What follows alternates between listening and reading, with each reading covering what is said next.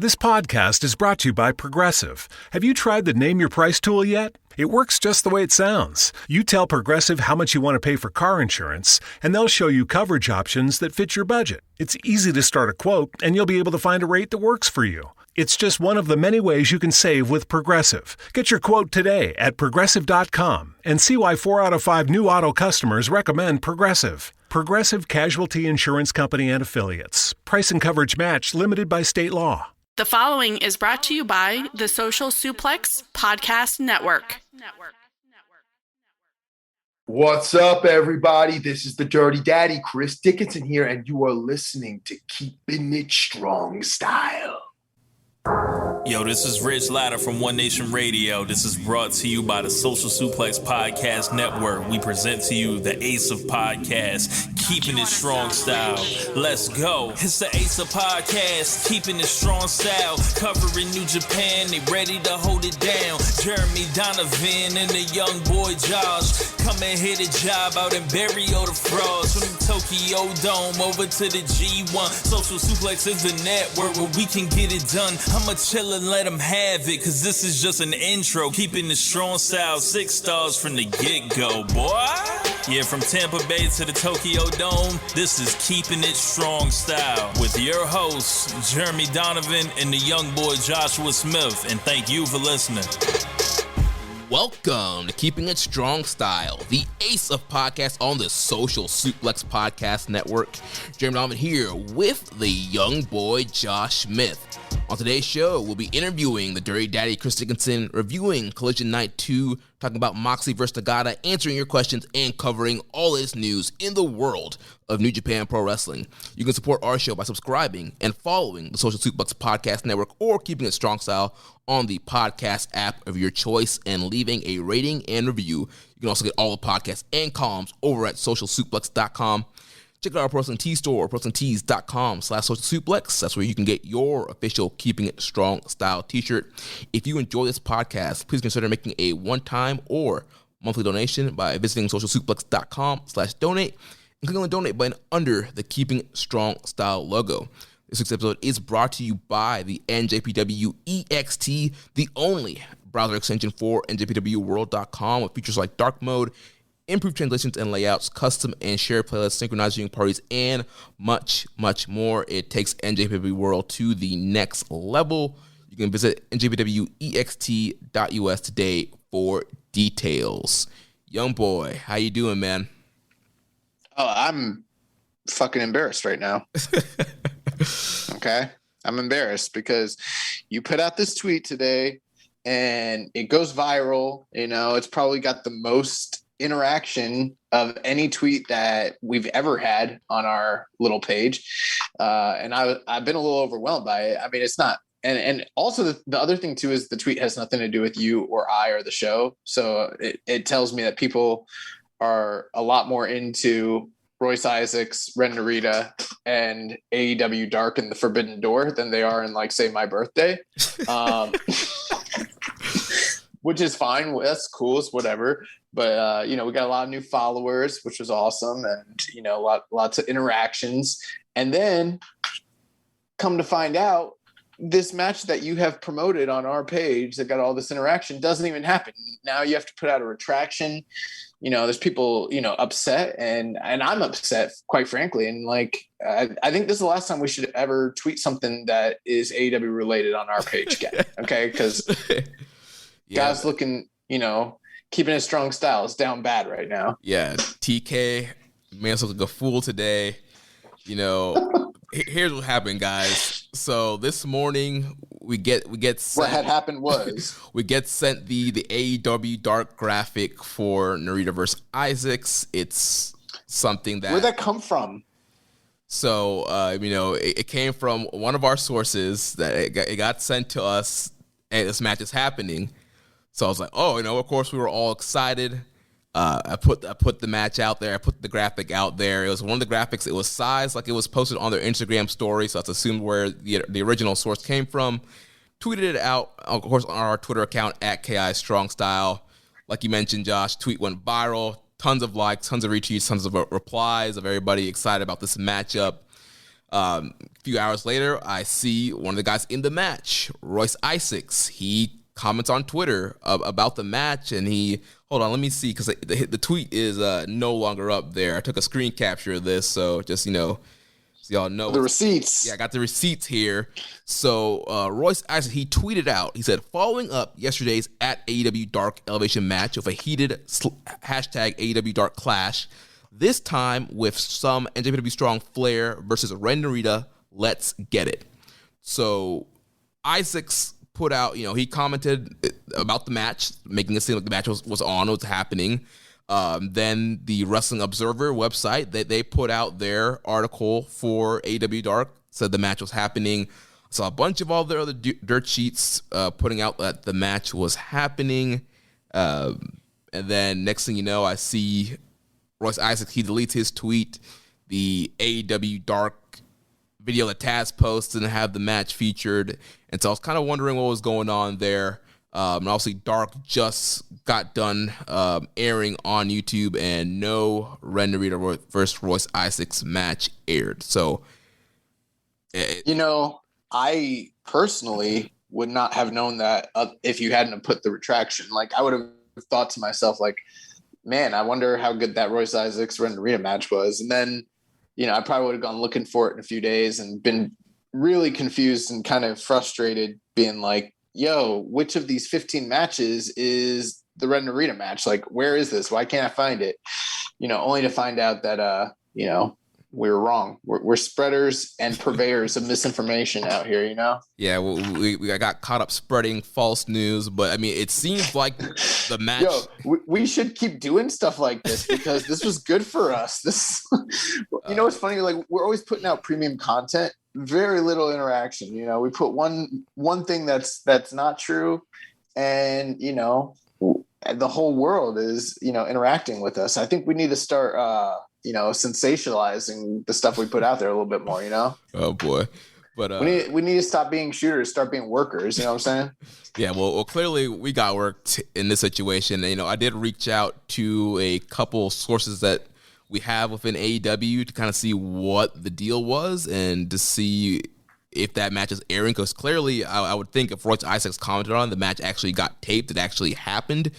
Maybe it was just a random Dark match. It wasn't actually supposed to be on Dark, but I don't know why a graphic would have been made. Of course, that could have been falsified, but I feel like that would have taken a lot of work for somebody to get the exact matching of how AEW does their Dark logo, their Dark graphics. So the funny thing is, I don't know who you talk to in the company. I know if you say there's somebody that you talk to, there's somebody, but I'm like racking my brain. I'm like, ooh. yeah. I'll tell you. Tell me off the air. Yeah, I'll tell you off the air. But yeah, I sent a couple DMs out because I want to know what was going on, and obviously, like you said, it makes us look bad because we put it out there. Tweet was what's blowing up. Also, there's people. Bro, it was like still getting likes until like 15 minutes ago. Yeah, there are people now starting to blow up on our mentions saying that they didn't see the match. So, yeah. Sorry, guys. We thought the match was happening. That was going to be on Dark tonight. So hopefully the match it'll be on a future episode of AEW Dark. If not, we apologize. Sorry that we didn't get everything sorted out there when we got the image. Listen, we didn't create this image, and this is clearly not like a doctored photo. Like, this is, look at Ren Narita's chest. He still has the marks on his chest from the recent like tapings from Strong. So very clearly, like, this is authentic AF, Yeah. like we didn't create this image. Like, as far as where the match is when it happened, who knows? This might be like the Tom McGee, Bret Hart, match for AEW. It'll be 15 years from now, they'll be doing a special documentary about the day when Keepin It Strong Style tweeted and put the world on about Ren Narita, and it was not to be. But it might show up in like a special DVD like extra. They won't even have DVDs then. It'll be like a special streaming extra. Right, yeah. The hidden gem. Yeah.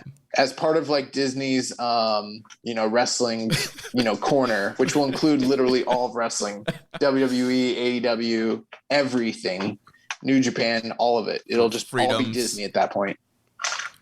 Yeah. But yeah, sorry guys, that was kind of a letdown. I mean, so as soon as we get an update, if we do get an update, we'll keep you guys updated on if that match is going to end up airing. But just send out a tweet. All you gotta do is tweet one thing: card subject to change. that is true. So, but yeah. So enough of the Narita debacle. Got a good show for you here tonight. We have a special interview, like we mentioned in the intro. We mentioned last week, the Dirty Daddy Chris Dickinson.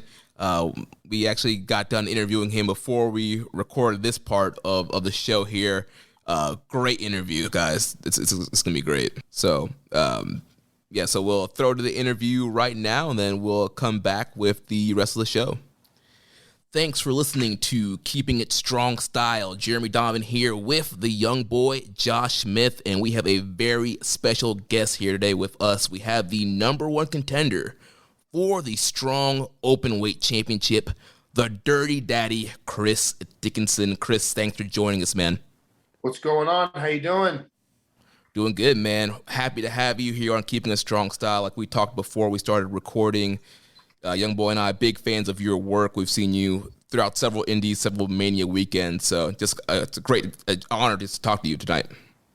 Oh, thank you. It's an honor to be on your show. I'm so glad you guys asked me to be on. I get a lot of requests for these shows and podcasts and stuff, and I looked up your credentials and all that. And I was like, oh, these guys seem pretty serious. So, I usually don't do them, or sometimes I do them sometimes, depending on how they seem, but you guys seemed pretty legit to me. And by judging by our conversation we've had already before we got on the air, you seem to have been following me for a long time. So I appreciate that. So what you're saying is we're marks. I'm the biggest mark of them all. I know we're only recording audio, but I mean, I can take you on a tour around my apartment. I'm a mark. It's a mark out fest in here. No, I'm just playing. We're really glad to have you. And, especially considering, this might be history, like here in the next couple weeks, the second ever strong champion, like that's going to be dope. So very well could be. Yeah. And, speaking about, being a mark and being a fan, I'm curious, when did you first become a fan of pro wrestling? As early as I even could have a memory or a conscious thought. I have an older brother and sister. They're much older. My sister's 9 years older than me. My brother's 13. So they grew up in the 80s, like pretty strict 80s kids. And me, I was born in 87. So I kind of came at the tail end of that and picked up on like the WWF stuff that they used to watch all the time when I was a kid. My mom would get them the pay-per-views. They'd watch it on TV. And I guess I liked it. So they started buying me the toys and all that. So I've always loved pro wrestling growing up as a kid. I really started to love it even more as I got older and older and older. But by the time I was in obviously the fourth and fifth grade, junior high school, I was just completely obsessed and it never really stopped. Yeah, that's awesome, man. Yeah, I think that's how it always starts. You just kind of start as a kid and you just get sucked in more and more, and then sucked in's a good way to put it. Mm-hmm. So, I mean, speaking of you getting sucked in, I mean, when did you decide to kind of become a wrestler? Obviously, wrestling was a big influence, but what kind of gave you the itch to do that? Well, I always wanted to do it. I'm like one of those typical stories where, if you ever go back and ask me or look in my school yearbooks of what I wanted to be when I grew up, I always wanted to be a pro wrestler. But I definitely knew for sure, and I was so fired up to do it and was not taking no for an answer was when I really got into ECW in junior high school, and Rob Van Dam and Sabu and all that.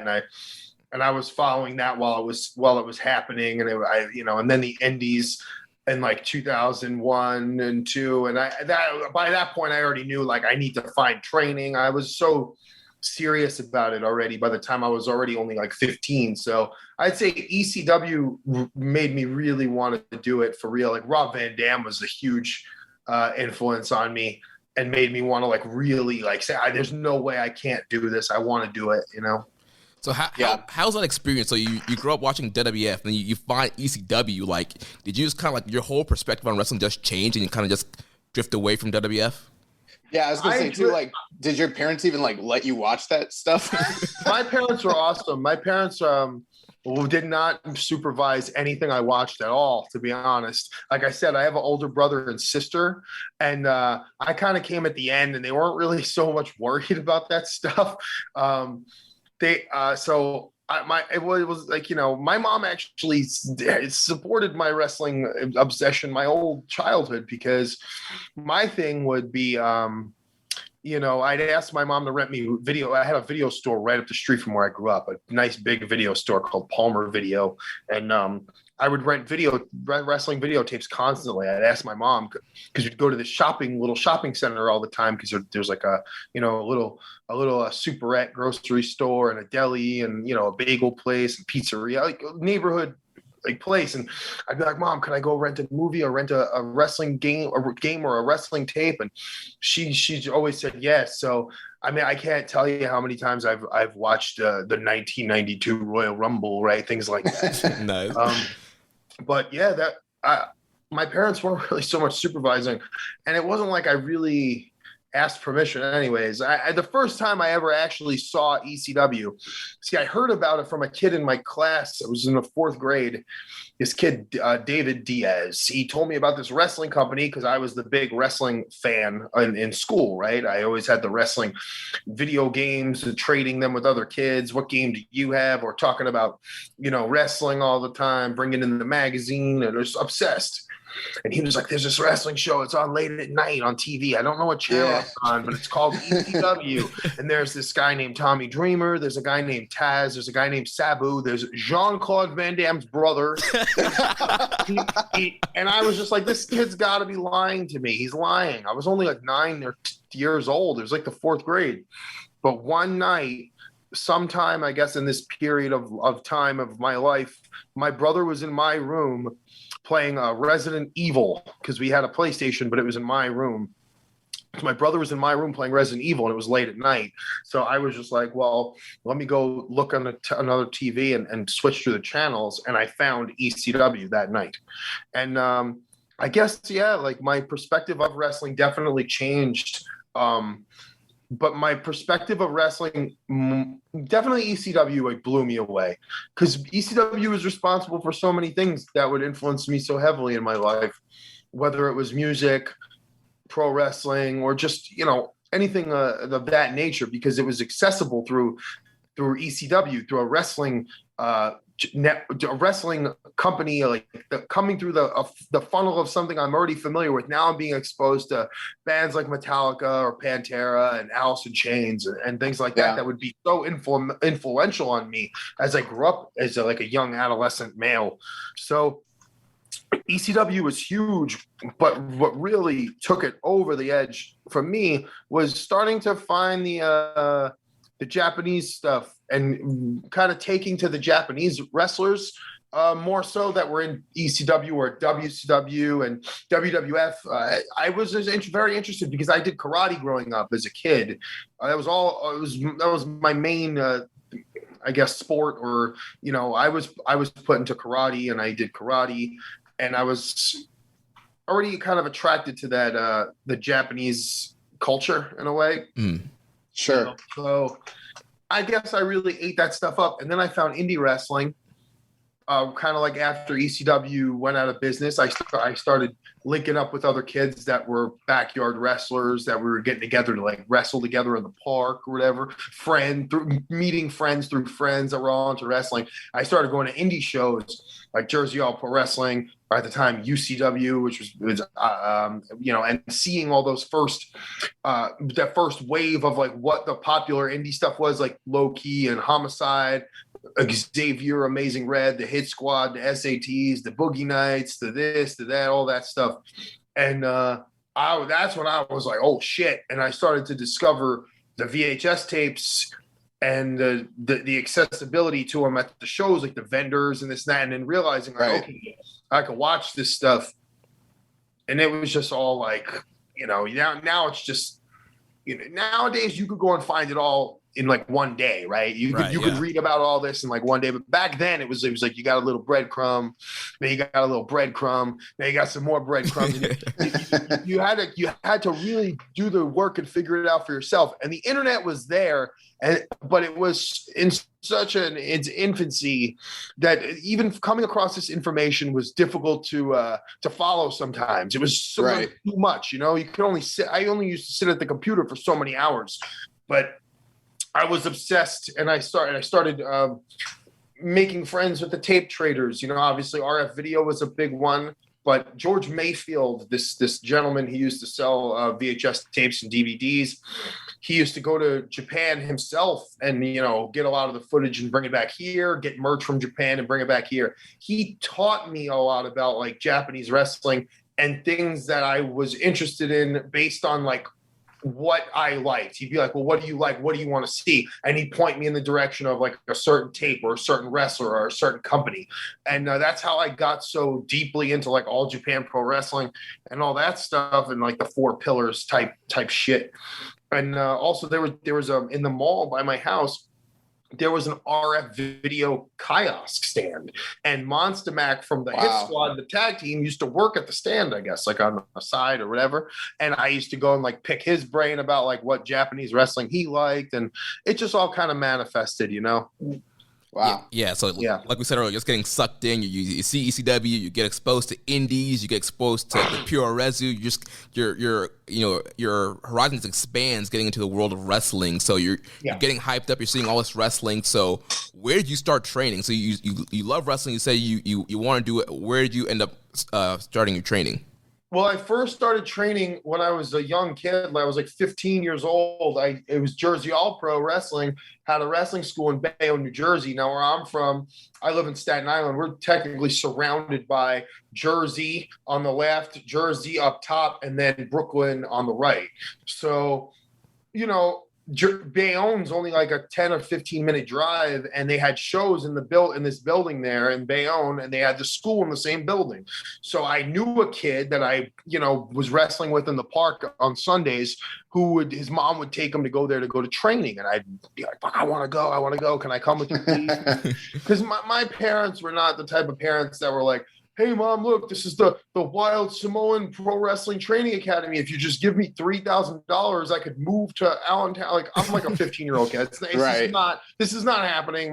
Nobody's ever paying for wrestling school. This is a crazy idea. So I needed to go to a place where I could pay a few bucks at a time. And, luckily I had a background in martial arts and falling and stuff like that because I'd done judo. I trained in all these different types of martial arts, and I picked up the fundamental training part of it pretty quickly, even when I was only like 15 years old. So I started training then, and I continued training and working very small, like local shows in New Jersey during that time for about like a year and a half or so, two years. When I was in high school, I would wrestle under a hood, under like a different name, or I'd use my backyard wrestling name sometimes without it, or just was in a tag team and just basically hoping I didn't mess anything up, not really knowing what I was doing, you know what I mean? Yeah. And then that was pretty much the first, my first entrance into pro wrestling was that first 2-year time there. It was about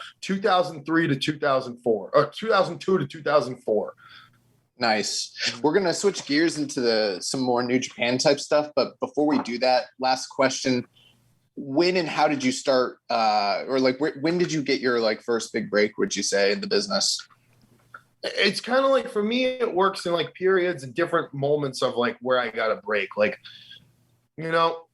got back I took a couple years off there, and I got, I remember in 2007, after my grandfather passed away, 2007, around 2008, Jersey All Pro Wrestling, I was lucky. They were pretty huge indie. And I had a history with them, and my trainer was still at a history with them. And basically the guy who ran that company gave me a break there before I really had any business being on those shows. So I'd say that was a break. Us starting Beyond Wrestling, and that got me those matches that I first did at Beyond Wrestling in 2009. I'm pretty sure those got me booked at Evolve originally the first time. That was I'd say a break.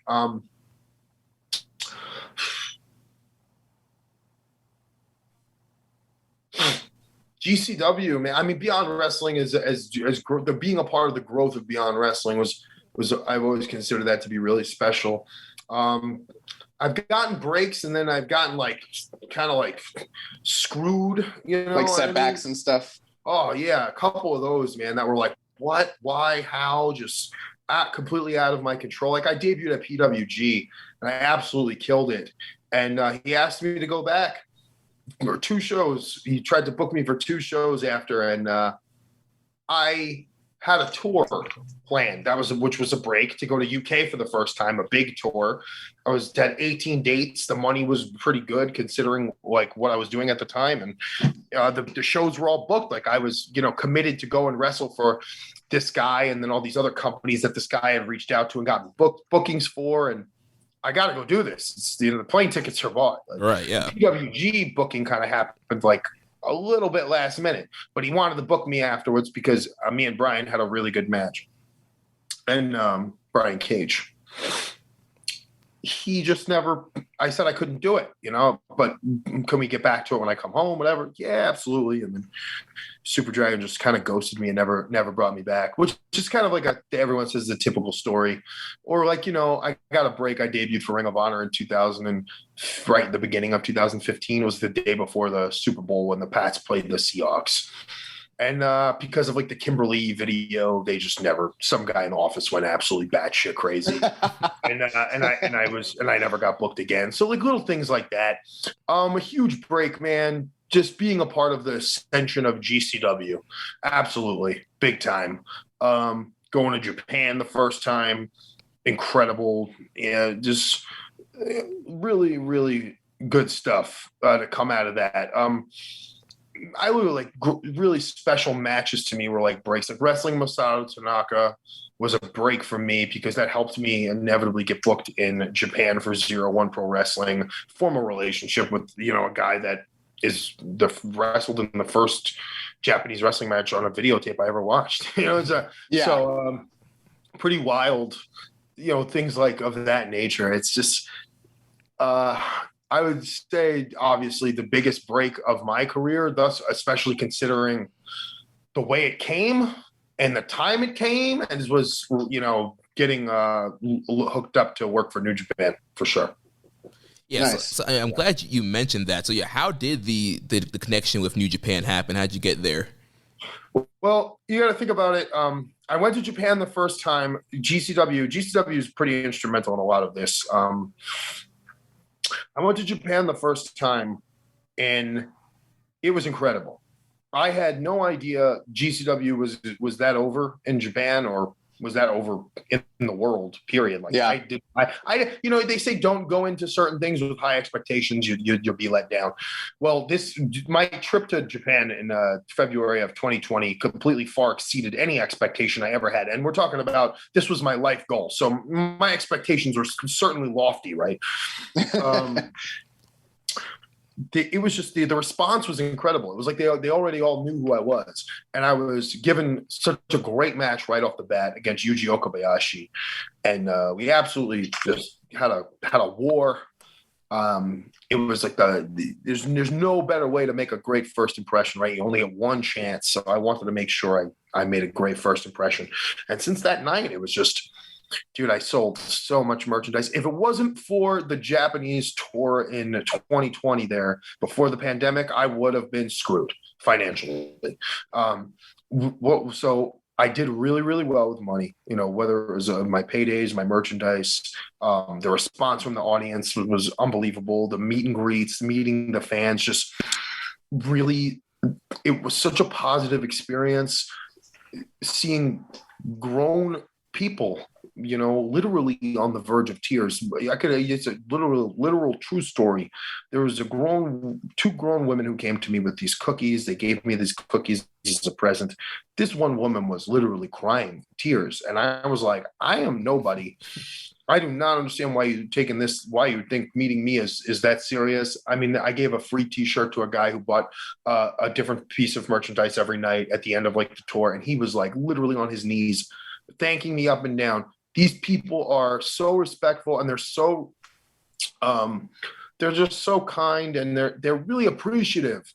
it's a complete opposite of like a majority of the fans here, unfortunately, or at least I should say a certain group of the fans here who are literally waiting on bated breath to destroy your life at any chance based on some sort of mistake you make in their eyes. In Japan, people are just really, really appreciative of you. And I remember at this time in WrestleMania weekend was already kind of taking shape. I was already booked to wrestle Shingo. I was going to wrestle Minoru Suzuki.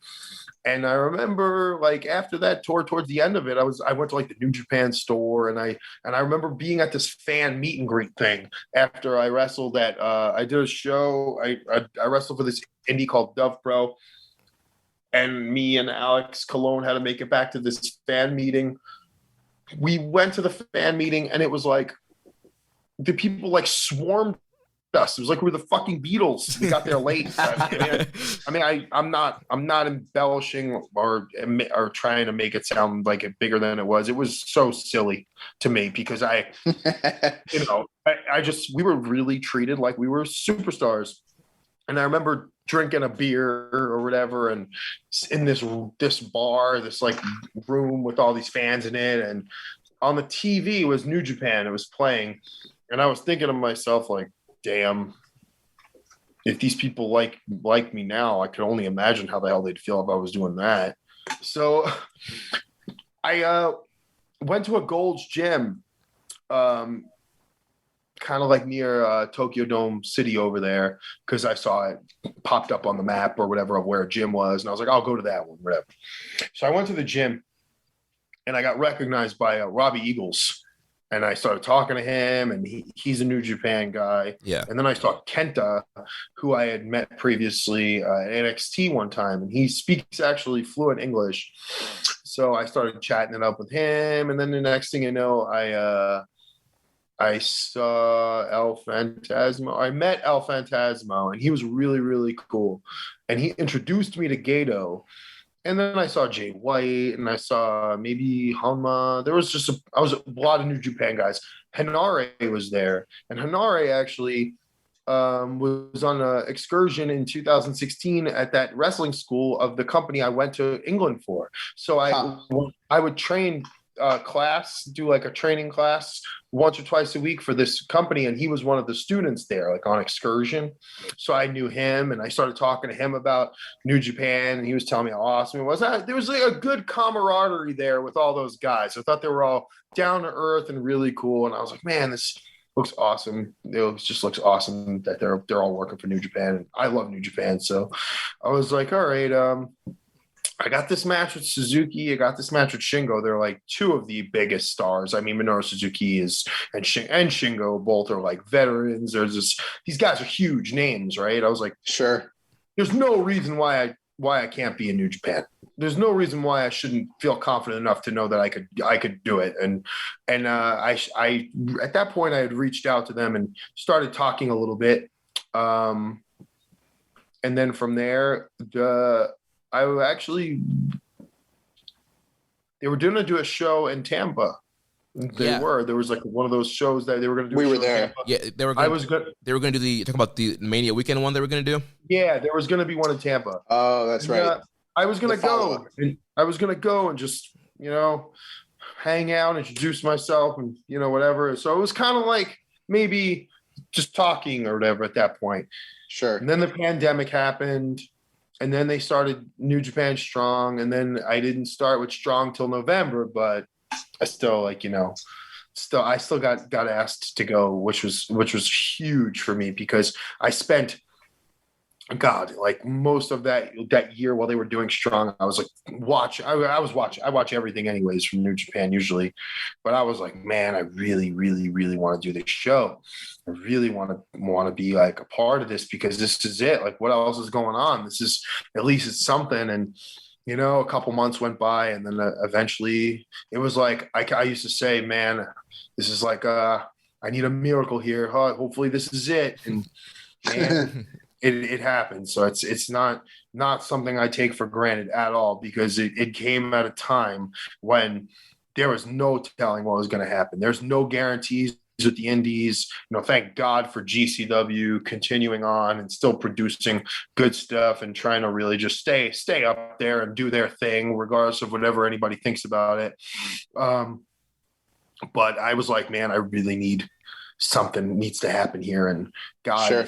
it was one of those things where I felt like it willed itself into existence, because I just wanted to I stayed sharp the whole time. I stayed training. I stayed focusing on just being in great shape and all that. So that was probably at this point like the biggest break of my career. Also, I mean, getting linked up with with GCW, going back to GCW, just working and with Josh Barnett, and then actually training with Josh. You want to talk about a break? I mean, that's a different kind of a break, but it's like that opened so many doors for me to improve as a pro wrestler, for me to improve as an athlete, for me to improve based off of like my close friendship with Josh. And just as a shooter.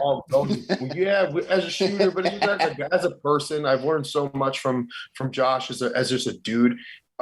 He's just a really good guy. I consider him literally to be like an older brother. And wow.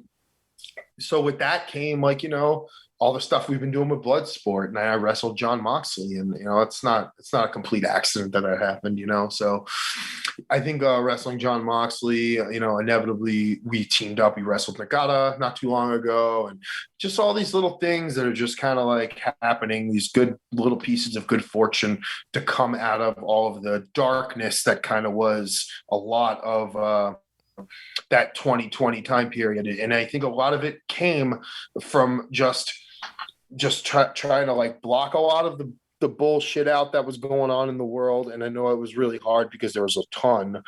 I'm just trying to stay positive and stay focused on myself and what I have to do in order to still continue to support myself with professional wrestling, because that was my biggest gripe with everything. Was I worked so hard to get into this position for such a long time, where at the very least I haven't had to work for the last few years, about 3 years, 4 years or so. I haven't had to work. I just support myself off of pro wrestling, but now I was actually flourishing, and you can make money doing it, and you can support yourself just pretty nicely off of independent wrestling. And it was going well for me. And then boom, like, is this it? Am I just going to have to go back to get like some sort of a job? I already exercised my plan B, got to the gates of I almost became a fireman in Massachusetts, in the city where I was living. I exercised my plan B and failed.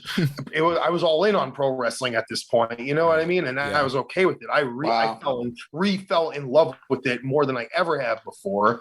I was not ready to let go. I was not ready to just give up. So, like I said, thank you so much to New Japan Pro Wrestling for pretty much, I'd say, played such a big head. There's a lot of people that are involved here and that helped get me that break, or give me that chance, or give me that big shot this last year. But New Japan Pro Wrestling definitely was a huge part of it for sure. Yeah, when we had been watching you previously, there's a lot of talent out there, but we'd seen you and we're always like, man, when are one of these bigger companies gonna, find out about Chris Dickinson or pick him up? When's that happening? So when we saw you come out, like, for that first Strong, we were like, holy fuck. But a couple of things with that, you came out and there was the obvious, homages to Takada and to Terry Gordy. And you cut a promo post-match about the cerulean blue mat, what that meant to you.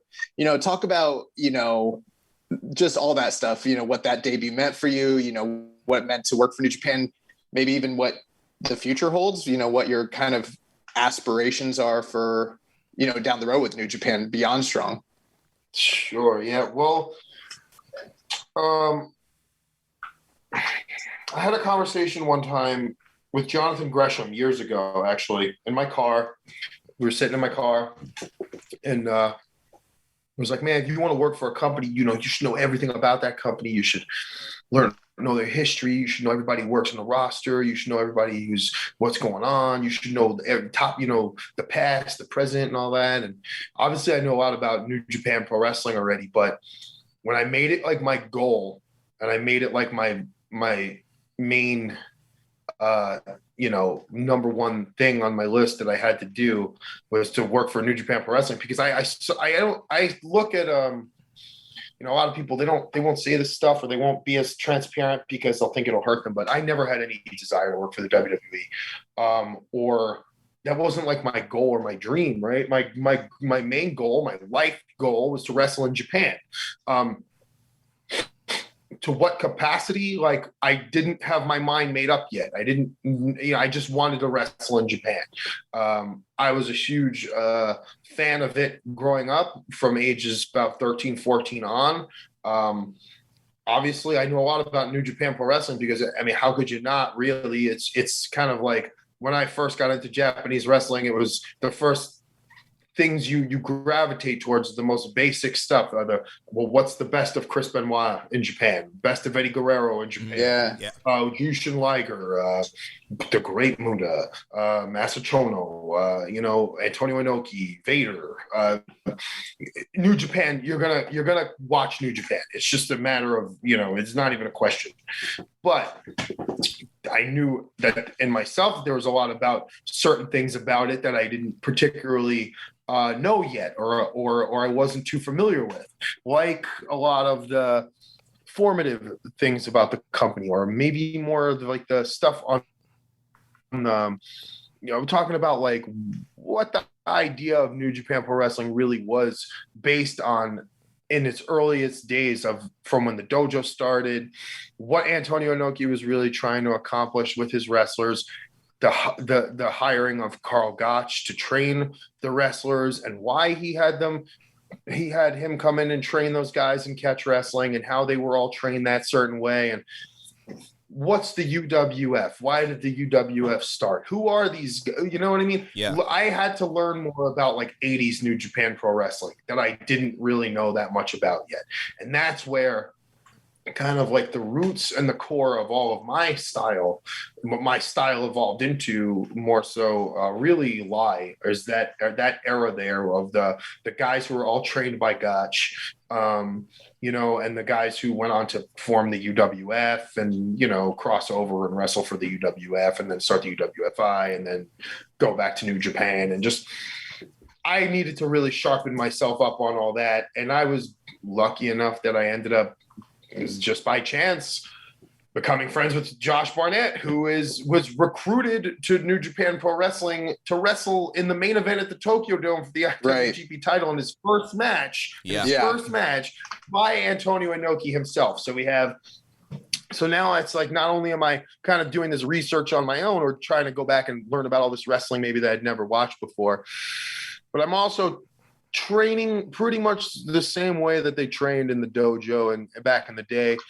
by a guy who's basically 1 degree of separation between a Karl Gotch and Antonio Inoki, or a Billy Robinson, or a Miyato-san, all the guys who carried on that catch wrestling legacy, which pretty much it's so rooted in New Japan Pro Wrestling. This, New Japan Pro Wrestling it was built on that stuff, and all of those guys who went on to then train those next guys, and then those guys who went on to train those next guys. And you still see it today. They have the best training system in all of professional wrestling, far and away. The way that they recruit talent, the way that they train talent, the development of the talent. I mean, I see it firsthand in LA with Shibata. I mean, Shibata, I'd put him up there and say he's probably the best pro wrestling trainer in the world. Wow. Just judging by the fact of you see these guys that start there, and then in such a short period of time, I mean, these guys the improvement is tremendous. And I'm talking like 180, and I'm talking not that long. I'm talking a few months, you're seeing how much different these guys are just from training with this guy and training in that system, and then being around the other guys who have been in that system, and the camaraderie and the respect for professional wrestling, the respect for the business, the respect for what they're doing, and the respect for their company and representing their company. It all means so much. And then on the other side of the coin, you have a place like the WWE, where I personally believe, and I say this enough where it's like, I'll probably get shit for it, but I'll say it. There's some sort of flaw in the and the training system, or the hiring and the training and the developmental system there, because you got a company that hires athletes that are like the top of the line in every sport, you know, from every background and every area and everything. These people who are like superhuman, and you know, some of them have they can't get them, they can't prepare them well enough to do the job, basically, or to be pro wrestlers or to have matches in a certain period of time. And that's not saying everybody, and everybody's different and everybody has their own thing, but I'm just saying that New Japan Pro Wrestling obviously is a lot different than it was in the 1970s or 80s, but the training is still very, very much legitimate and very efficient in preparing guys to be, in my opinion, the best fundamentally sound pro wrestlers on the planet. So when you're doing all this research and you're training in catch wrestling, and you're training kind of like dojo style, like all my training now, my weight training, or my own workouts, it all very much is very almost like dojo style. And then on top of getting involved with the company, working with guys that are trained by the company, seeing how things operate, how much more careful they are about things, how much more respect goes into, you know, things, how much more protected things are, and all that. It's so refreshing, and it's like, wow, I finally feel like maybe I belong somewhere. Whereas, you know, a lot of times with pro wrestling, my biggest problem was, like I say, I never really had these big dreams of becoming a big TV star, WWF wrestler guy. Because I always just want to be involved with something that I could say I'm a fan of. Yeah. That I genuinely like, that I genuinely support. You know what I mean? And especially now, in a time in pro wrestling where, you know, I kind of feel like we have to, the people like me or the other individuals who feel the same way I do, we have to stick together, and it's up to us to take pro wrestling into the future, not sports entertainment, professional wrestling into the future, and to preserve it and make sure that it can continue, you know. Definitely. And I feel New Japan Pro Wrestling, the reason why it was my main goal to get there, and it's my main goal to continue to be there, is because they are a global company that has obviously a huge following, and they're still promoting a professional wrestling product. You know, it's still a very good all-around professional wrestling product. Where you can't say that about some of the other global companies, I guess. Yeah, you know, we've been, both of us been watching wrestling since the time we were kids, and you know, growing up, obviously WWE is kind of the biggest promotion out there. But you know, once we started getting into New Japan, and we could keep seeing these, you know, bad shows and screwy finishes, like, why are we watching this? Like, why don't we talk about New Japan, become bigger New Japan fans? And so, you know, we love that in-ring action, that professional wrestling, like you mentioned. Now, and you've been on New Japan Strong now for quite some time. And in your time there, do you have a favorite match that kind of stands out so far?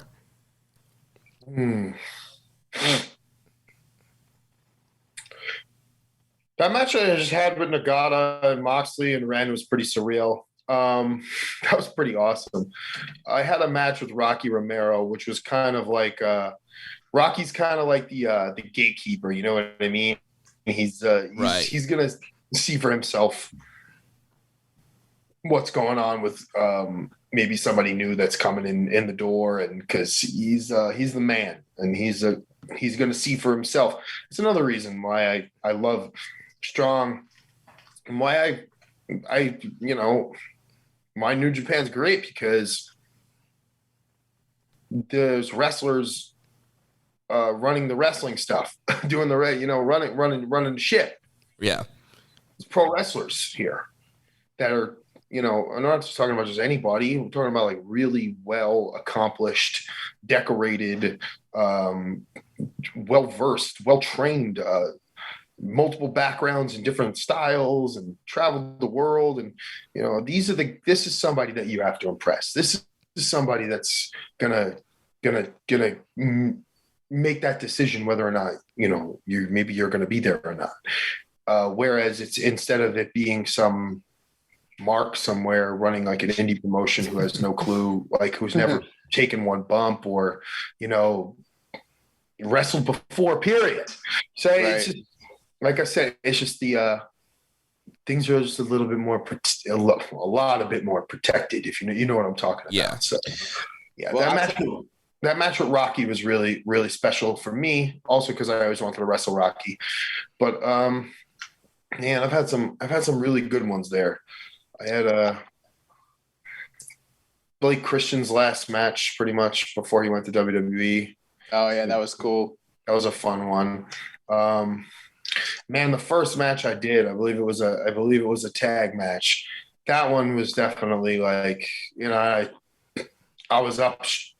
I was so jacked up after that. I'll never forget like cutting that promo in the back with the backdrop. I dreamt of doing that for so long, and you couldn't have told me that there was nobody out there. It may as well have been the Tokyo Dome or Madison Square Garden. I was just so happy that that I was there, that I got to wrestle in that ring, because like I said, last year was pretty scary. We really did not know what was going to happen. I'm telling you from my own experiences, I had no guarantees. I had no real idea what the hell was going to happen. So to just open my eyes and be like, I'm on the cerulean blue mat, it's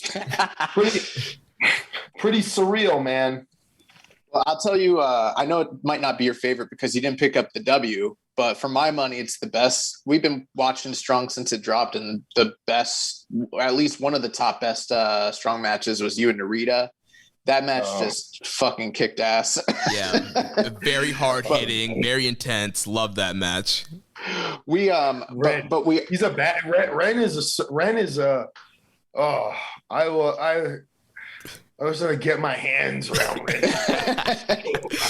No. Ren's tough, man. Ren is tough. He's got to prove himself to Shibata-san. He's got a lot to prove. So he may not look like much. You know what I mean? He's kind of like a little on the skinny side, but man, he is tough.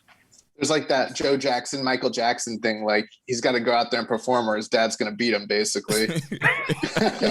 literally. You're right. You're right about that. He's only like a kid. He's like, Ren is more than 23, maybe.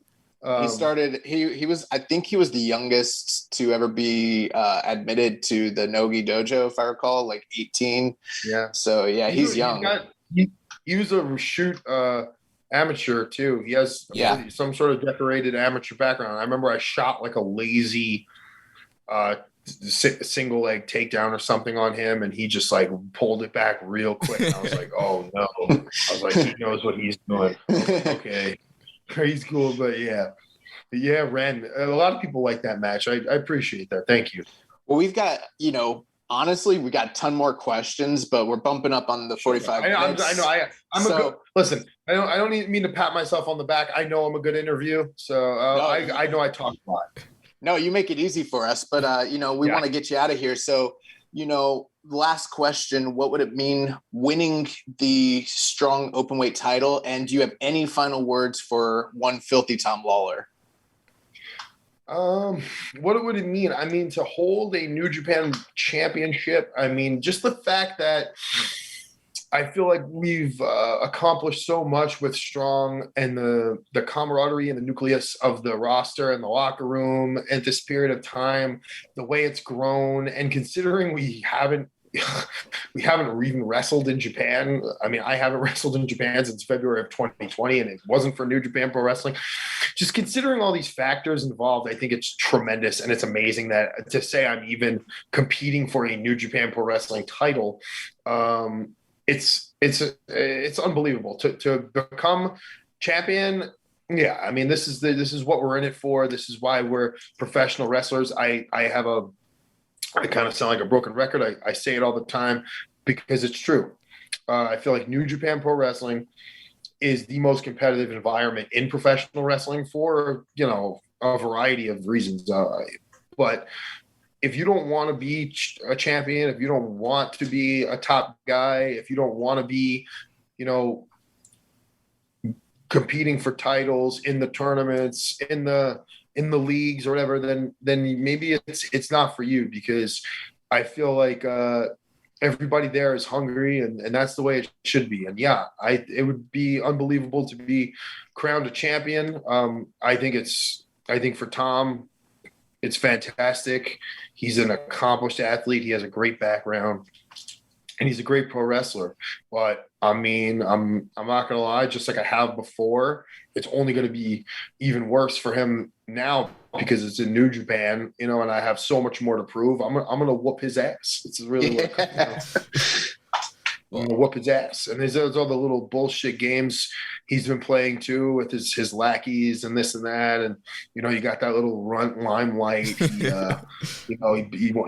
tapped me in the balls, and he's got his big goon Kratos in there. And I don't particularly agree with the way that they do things. It's why it inevitably didn't work out with Team Filthy. I'm a little bit more of a sportsman myself, but when it comes down to it, like, I don't give a damn about Tom Lawlor and if he has a black belt in jiu-jitsu, or if he was, how many times he fought in the UFC. We could play real dirty in professional wrestling. I don't know if you guys noticed, there's a lot of things you can get away with that you can't get away with in places like that. And I got stuff to fix the Tom Lawlors. I've had stuff to fix the Matt Riddles. Look what I did to Dan Severn. I mean, it's just, it is what it is, man. I'm not afraid of Tom Lawlor. I'm very much looking forward to our match, and I'm going to do my best to walk away with the title. That's for sure. Yeah, definitely looking forward to that match coming up here a couple weeks on New Japan Strong. That's going to be a main event everybody needs to pay attention to. Chris, thank you so much for joining us here tonight and talking about your career and your love for New Japan, the thing that we all love. Before you go, plug your stuff. Tell our listeners where they can follow you on social and what shows you have coming up. I've got a lot coming up, actually. Thank God, thankfully, thank something, thank life, things are turning around. The world is coming back, baby. It seems like things are going in the positive direction, and they're not turning back around. Hopefully, because you never know what's going to happen. But you can follow me on Twitter. It's at Dirty Dickinson. I'm on Instagram at Born Dirty Die Dirty. Those are my two most. Those are the only real two social media platforms I use. Most of Instagram. I have a lot more fun on there. Coming up, I've got a lot coming up, man. There's a bunch of GCW shows. There's GCW dates all the way into the fall. I don't know if I'll take them all, if I'll be on them all. Beyond Wrestling, fall Beyond Wrestling's gotten back on the horse. I'm going to be working with them more. Obviously, I've been working with them forever, but GCW and Beyond, they're both getting back on the horse. GCW never really came off the horse. They've been running pretty hard. No. Yeah, they've been going strong. Yeah, thankfully. Ring of Honor, that is something that I definitely will say. If you are not following Ring of Honor, it's a very accessible product. It's on television in a lot of markets. You can watch it online. I didn't follow Ring of Honor for the last few years, really, and I certainly started once I knew I was going to be there. And I started working for them. It's something. It's a really good product, and there's a really great roster, great group of guys there. So there's a lot of matches that could happen that are like blow away. I love working there. I love everything I've been doing there so far. I would definitely say check out everything Ring of Honor's got going on. The pay-per-view, and I think it's the beginning of July or the end of June. There is going to be the Best in the World pay-per-view. Best in the World is right. It's going to be the first show Ring of Honor's run in front of fans in almost like a year and a half. I know that I'm not going to divulge too much, but there's other dates that are going to be rolling out soon, just in different places for Ring of Honor. Definitely just check that out, and I would definitely recommend it, because some of the guys there are unbelievable. I mean, some of the talent that they have there, and the product itself, the production, some of the people they got working back back there producing that stuff. They got this one guy, man. He's unbelievable. They visually, I feel like their product is like second to none. I mean, when I first went to the film with ROH at this arena where they do it, and I saw, like, even though there's no fans, and just the elaborate setup, the production, the quality of everything, I was blown away. So I would say, if you haven't been following Ring of Honor, get back up on that, because they're really doing some good stuff.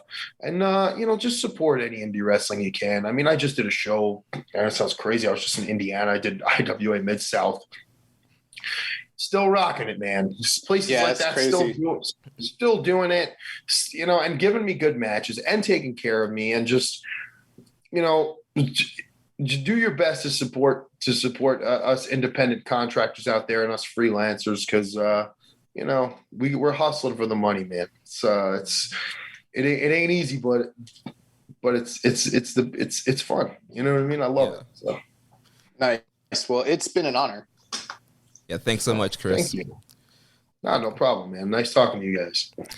This podcast is brought to you by Progressive. Are you thinking more about how to tighten up your budget these days? Drivers who save by switching to Progressive save over $700 on average, and customers can qualify for an average of 6 discounts when they sign up. A little off your rate each month goes a long way. Get a quote today at Progressive.com. Progressive Casualty Insurance Company and Affiliates. National annual average insurance savings by new customers surveyed in 2020. Potential savings will vary. Discounts vary and are not available in all states and situations.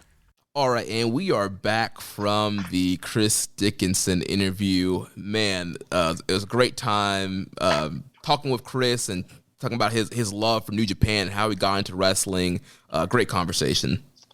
Yeah, if you've been listening to this show for any length of time, you know that we have been big fans of Chris Dickinson for a while now. And really, really cool, kind of surreal to talk to him and, kind of get his perspective. That was easily one of the,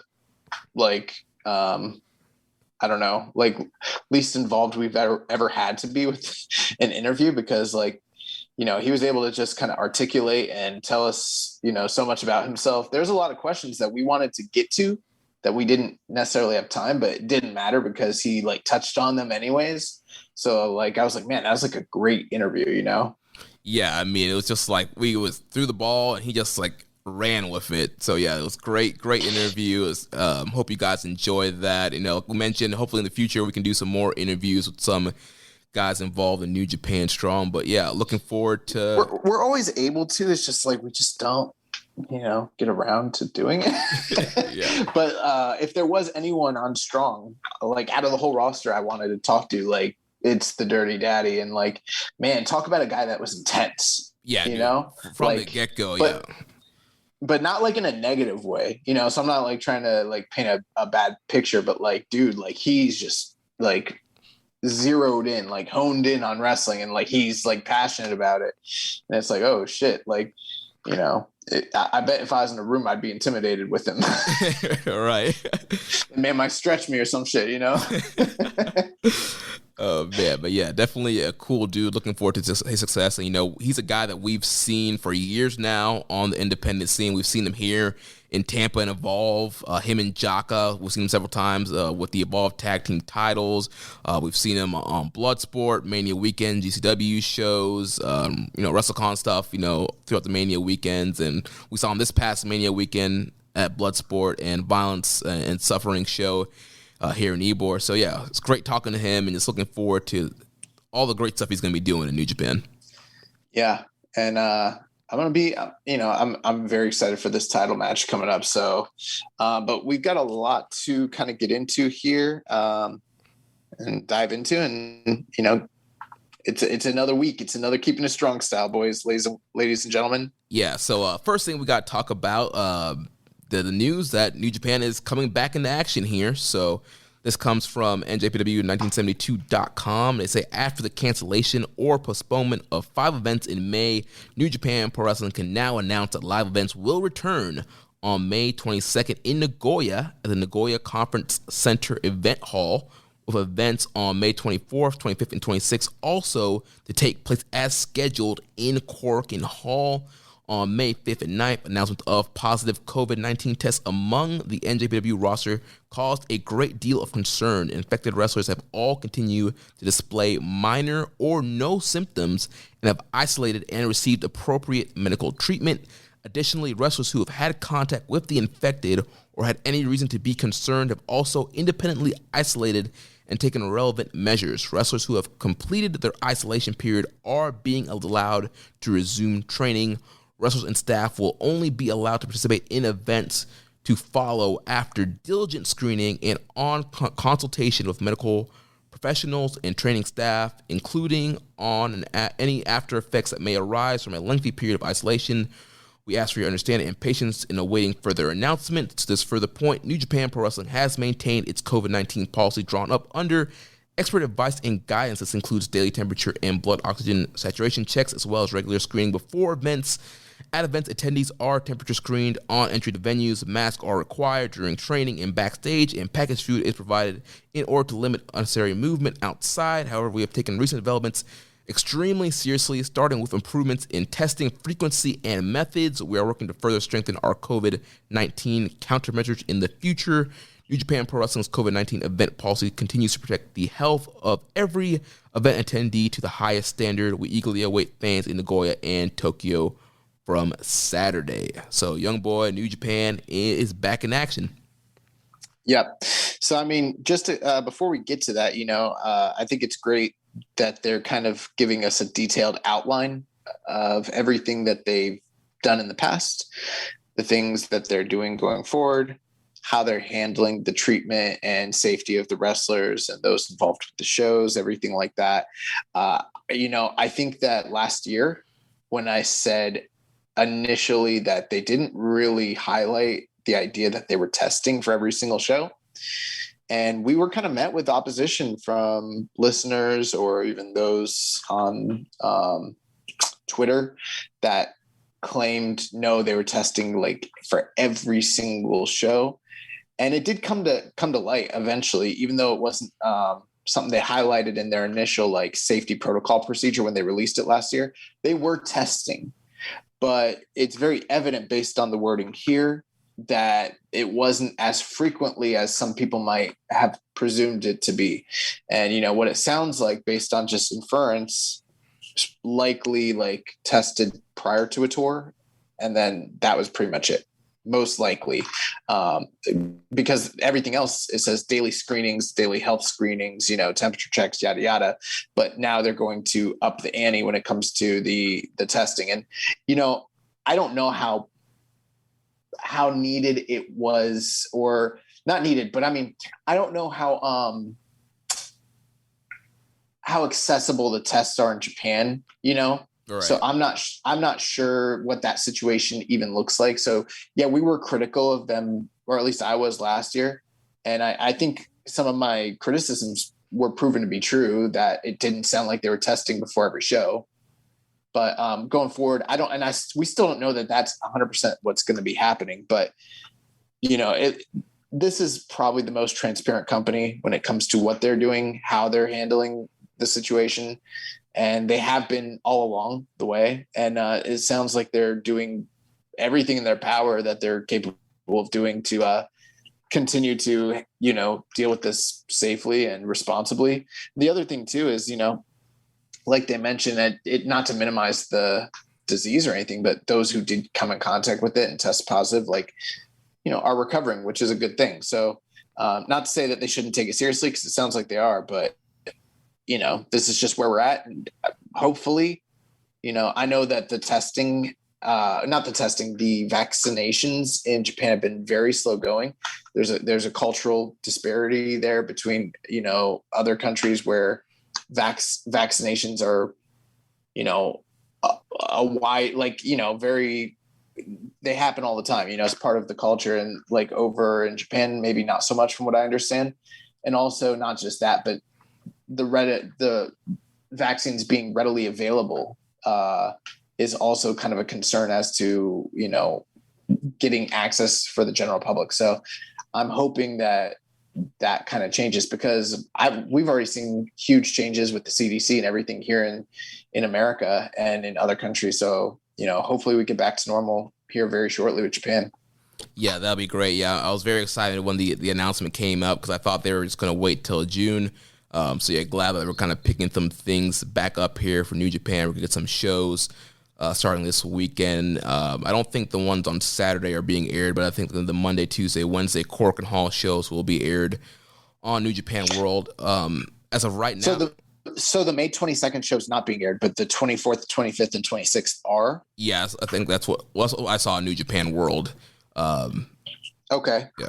Yeah, and you know what? I'm a little I'm excited that we're back, obviously, but I'm also a little concerned about these shows just from the context of I don't know what they really will look like, what they'll be. We haven't had cards released just yet.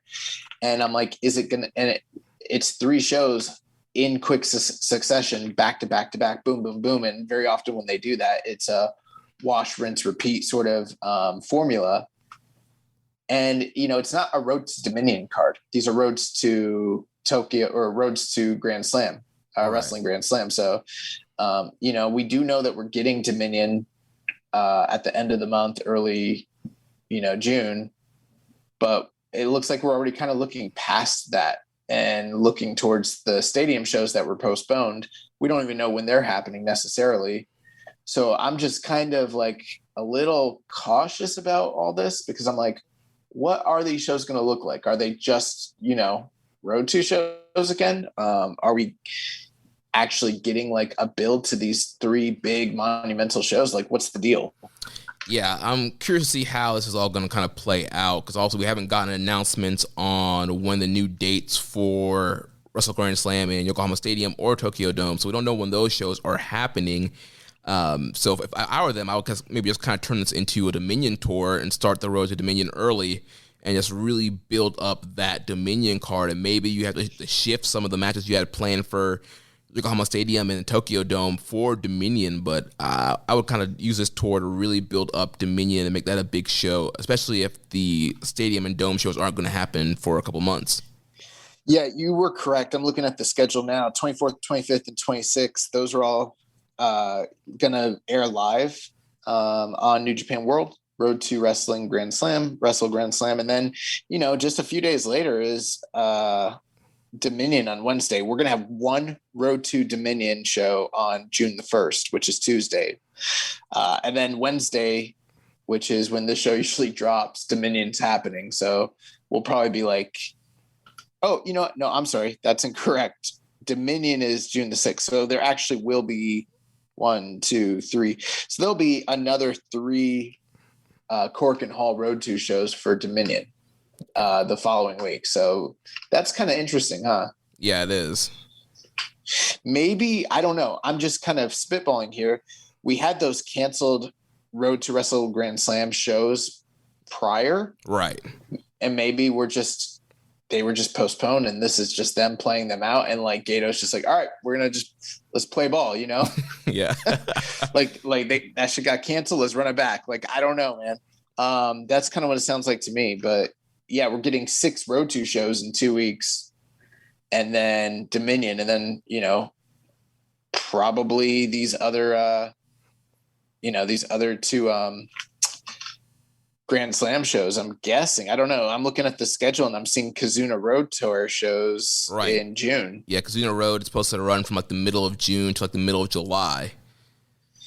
And it's like, so are we actually even getting those stadium shows? I know they said they're postponed. Maybe like here was my like what I wanted. I would have preferred, and I don't know if business sense this makes, if it's the right thing to do, but I would have liked for them to have taken all the different matches that were being built for Wrestle Grand Slam, the ones that we know we were getting on paper, and then to just do it at Dominion and just make Dominion a bigger event. And then just, kind of like, let's hold off on 2 stadium shows that are not as well built right now, Right. But I don't know if with the 5,000 capacity limit from a business standpoint that makes sense, I don't know.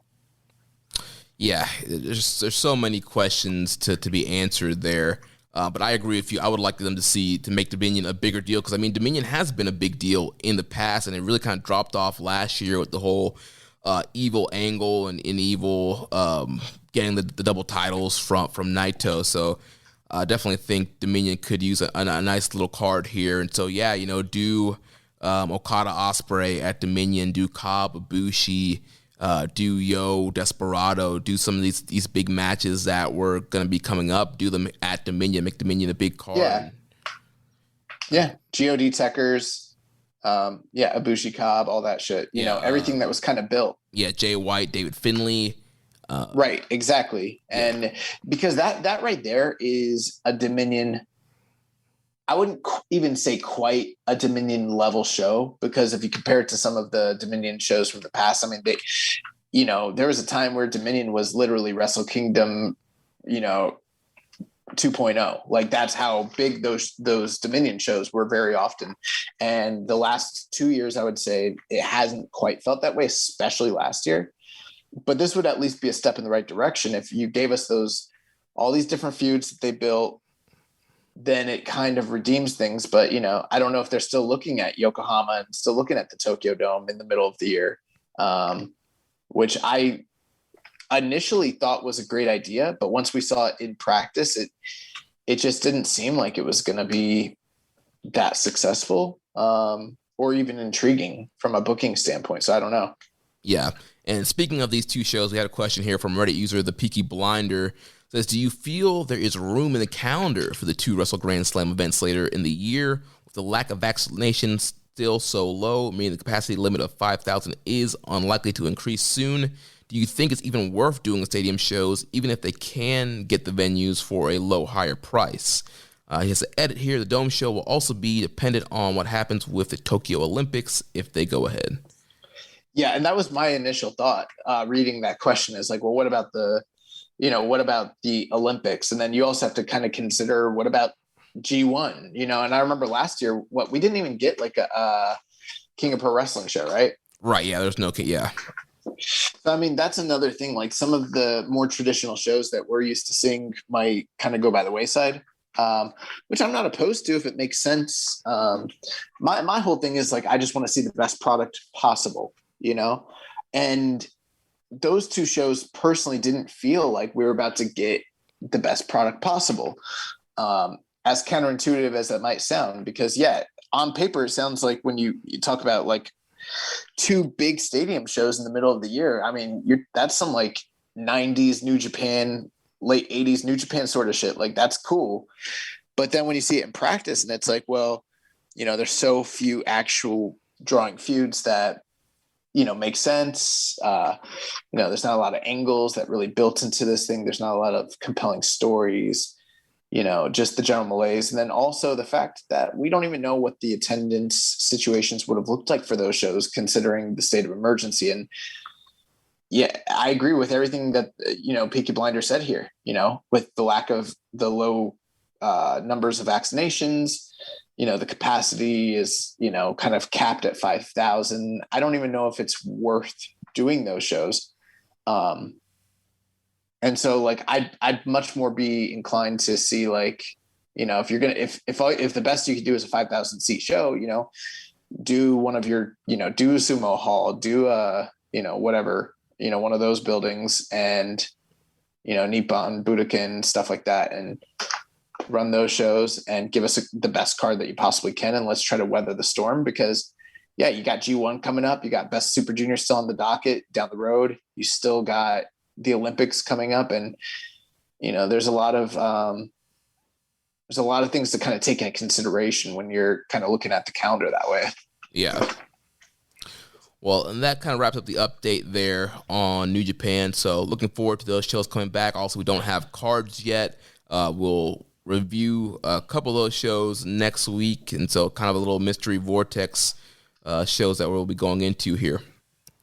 So next thing we need to talk about, last week on Dynamite, the IWGP US Championship was on the line. The champion, the Deaf Rider, Jon Moxley, successfully defended against Blue Justice Yuji Nagata. Yeah, this was really, really, really cool.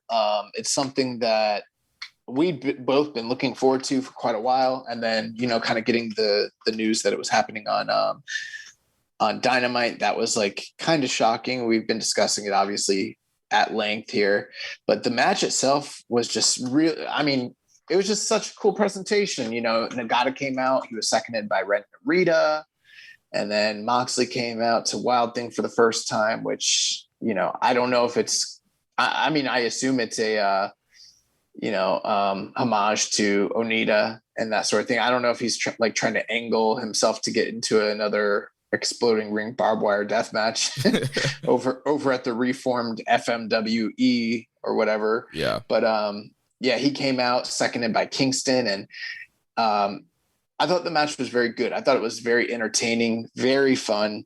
I didn't necessarily think like it held up to, like, for instance, I didn't think it was on the level of some of Nagata's more recent singles matches, like the Ishii New Japan Cup match from a couple years ago, or like the Suzuki series from last year. But I mean, it was, for this audience, it was really great. And I still think like Jon Moxley is just so cool. Like, he's a badass. He's going out there and doing all these like cool and interesting things with like Nick Gage and Bloodsport and, you know, New Japan Strong. And that's just something that's like kind of intriguing. And to sort of see the mesh of, you know, Yuji Nagata from WCW back on TNT kind of having this little, I don't know how long it went, probably 15-minute match with Jon Moxley. And they went out there and they gave us a little taste of you know, your traditional, you know, never open weight style match. And then, you know, the post match where Jon Moxley and him are bowing to each other. Like, I just thought the whole presentation was just really cool. Yeah. Everything about this was really awesome. And yeah, like you mentioned, love the presentation, huge pop. We talked about Narita earlier, but yeah, huge pop of Narita coming out, being a second there. And just everything about the match. Yeah, it was very well put together. Obviously, I would have loved for it to go a little bit longer. I believe the match was, I think, about 8 minutes long, just for bell time. But, you know, good, hard-hitting stuff. I mean, I think they would have had an even better match, like I said, if it went on longer. If it was like on a New Japan show, so to speak. But for what it was awesome. Really enjoyed seeing Nagata back on TNT in the ring with Moxley, mixing it up there. And, you know, Moxley, when he gets into these New Japan matches, you just feel like that extra kind of motivation from him, especially stepping into the ring with a guy like Nagata. He really brought it. So overall, yeah, great stuff. And I would love to see more U.S. title matches on Dynamite if we can get more guys over. Yeah, I'm not opposed to that whatsoever. I also thought it was pretty smart that they opened the show with this match. We'd been hearing rumors that it was going to close the show. And that just didn't seem to make sense to me, given the fact that, you know, a lot of the fan base probably isn't as familiar with Yuji Nagata. But, you know, the show opener is usually a hot match regardless of who's on it. We've seen a lot of those Cody invitational matches when he was the TNT champion with, you know, guys that people were not as familiar with. That kind of seemed to be the slot to put, you know, a War Horse or an Eddie Kingston, that sort of situation. And so I thought that made a lot of sense to put Nagata in that slotment. Right. And plus, like, it had nothing really to do with the storylines that are going on right now. They kind of shoehorn some promos in there. So it had nothing really to do with any AEW storyline. So okay, it made sense kind of get it out there first, so that way they can kind of pick back up with everything else. Yeah, and I thought the announcers did a great job sort of just making the fans aware of who Nagata was and familiar with, you know, why he's relevant, why this, you know, what the importance of this match was. And then the only thing I would have wished for, I wish Shota Umino could have seconded freaking Jon Moxley. Like, that was the one thing I was trying to call it, be ahead, and I was like, you know, what if Shooter comes out, you know? And then we got Narita and Shooter on like opposite corners, but it didn't go that way. But yeah, this match was great. Yeah, we had some questions here from user PSAN91. Says, it was cool seeing Narita come out with Nagata for his match with Moxley. Is there any chance we see the young boy coming out the second Matt Sydal for any of his matches on AEW? Yeah, I'm not exactly TV ready. Maybe I also like. For those of you that don't know, like, I'm not exactly a small guy. From a wrestling standpoint, like, I'm not like a monster or anything like that, but like compared to most of the AEW roster, I probably am somewhat of a big man. Well, I mean, yeah, Florida Indies, man. You're a giant on the Florida Indies, man. Yeah, I'm 6'2.5". So, and needless to say, like Matt's not, that tall, or as tall as me. So there, and then also like I'm not like ring ready. So it's not like I'm out here with the superstar look right now. I need to keep working in the gym. The other thing too is I think if anyone was gonna like second him to the ring, it'd probably be like one of the more seasoned veteran trainees from the side dojo, and I'm the greenest of the green boys, most likely. So no, I don't think that you'd see me coming out. Probably one of the guys that they're trying to get put on to dark. That'd be more likely than me. His other question was also, what did you think about Moxley coming out to Wild Thing? Do you think it's a one-off, or will he use a song going forward? I don't know. One thing I thought to myself was like, that seems like a pretty expensive intellectual property to purchase. So I feel like a one-time use seems to kind of make more sense to me. But I also don't understand what the relevance would have been to only use it once for this particular match. It sounds like from the reports I've read that this might be his permanent music going forward, which was kind of surprising. But, I'm not a big fan of Jon Moxley's AEW music. I much prefer the Death Rider theme. Yeah, he did make a joke about that on their post-match promo from Strong. He's like, everybody loves my New Japan theme. But yeah, I mean, it sounds like Wild Thing is going to be here to stay. I mean, TK has been dropping a lot of money getting licensed music for wrestlers. Obviously, we got Orange Cassidy and Best Friends coming out to Where's My Mind by Pixies. We have the Jungle Boy song that they got for him. And so now it looks like Wild Thing is the latest addition to the licensed music that TK is buying up. So, yeah, I wouldn't be surprised if they keep it going on. Yeah, I'm trying to think. I think the last time anyone had like licensed music, well, Ronda Rousey had Bad Reputation. Right. But like aside from her, maybe like CM Punk and, Living Color was like the last time I could think of a WWE person having like actual licensed music. Yeah, I think it's cool. Just crazy. I think it's cool them using licensed music. It definitely helps. But when you find the right song with the right wrestler, it definitely helps. Yeah, but I don't give a shit about that stuff. So let's move on. we don't care about AEW anymore. They made us look like idiots.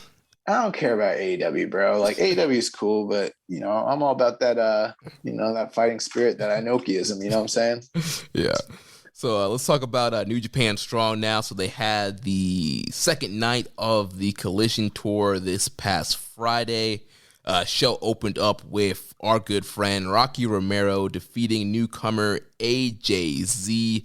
Apparently AJZ, he came from the OVW system. Very well put with Batista. I don't know if he was in Batista's class, but I think and Shelton Benjamin and Rico. I think he recently came from there.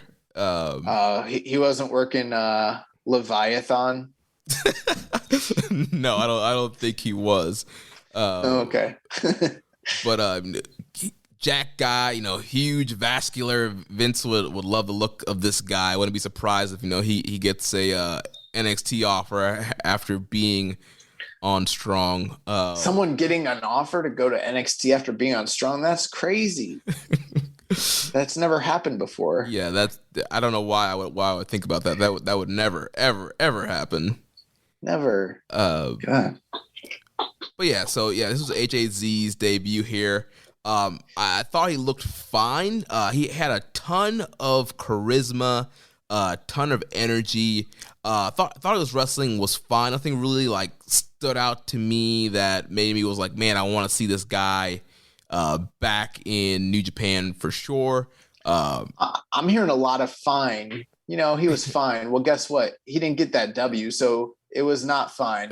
You know why? Because he lost. And he was heavyweight, right? Yeah. He got beat by Rocky Romero Jr., right? Yeah. Fucking geek.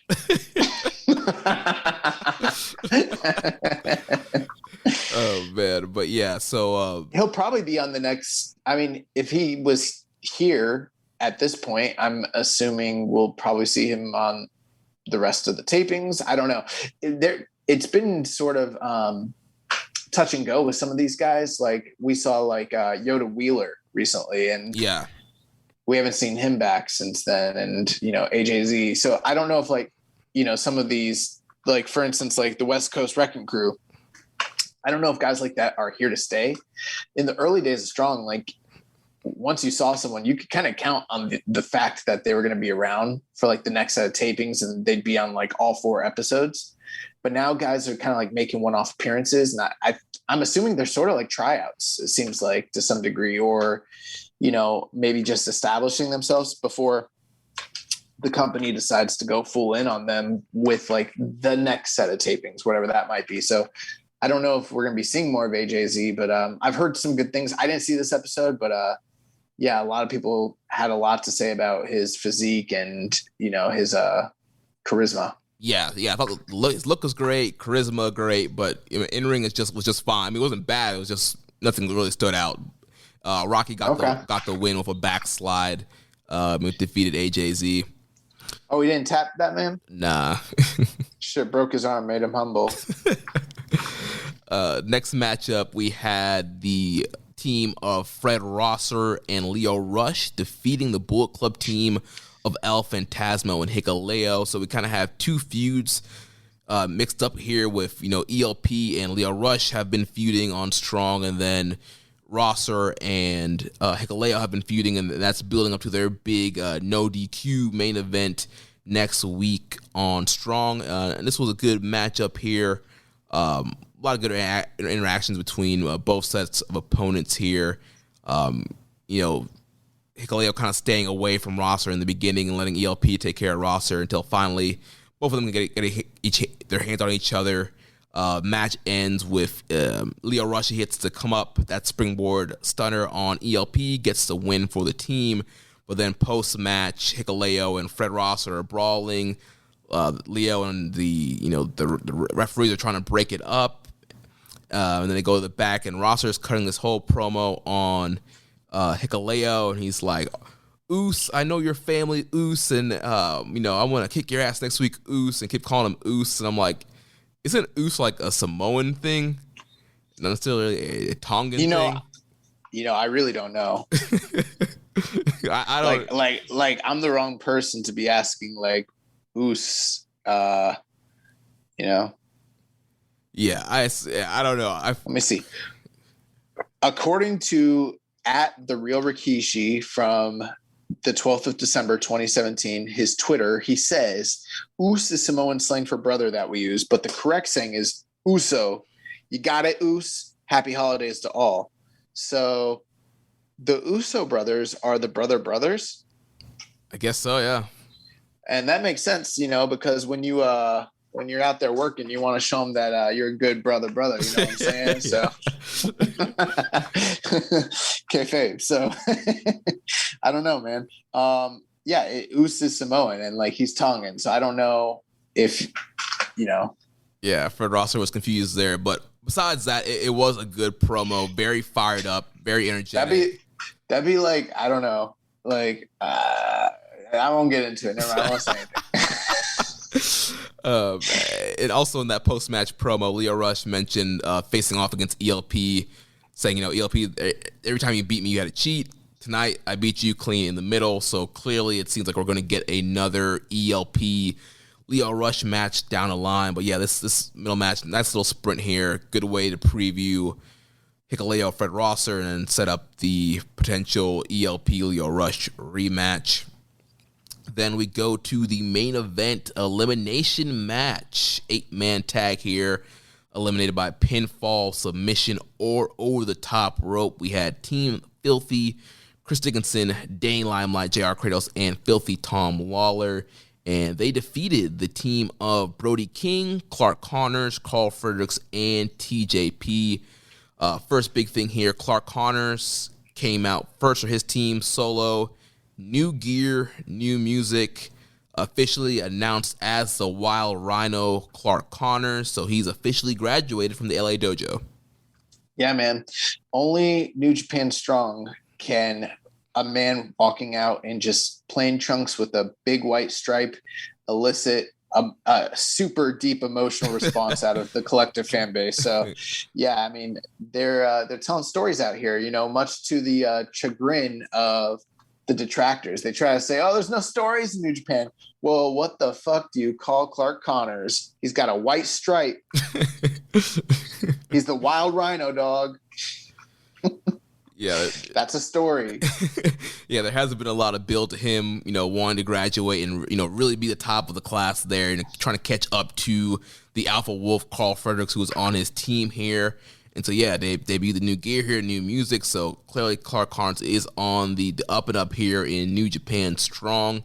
And this was a very good main event here, 18 minutes, 36 seconds, some good eliminations here. We had JR Kratos eliminating Brody King, 6 minutes, 19 seconds. Carl Fredericks eliminated Dane Limelight, 7 minutes, 45 seconds. And then we had the kind of an upset elimination here with Carl Fredericks eliminating Tom Lawlor, 9 minutes and 56 seconds here. They did make that kind of a big deal. I'm not surprised. Yeah, Fredericks also, one of the top guys from the LA Dojo. He was a guy that was kind of pushed in the early days of Strong and the Lions Break project they did beforehand.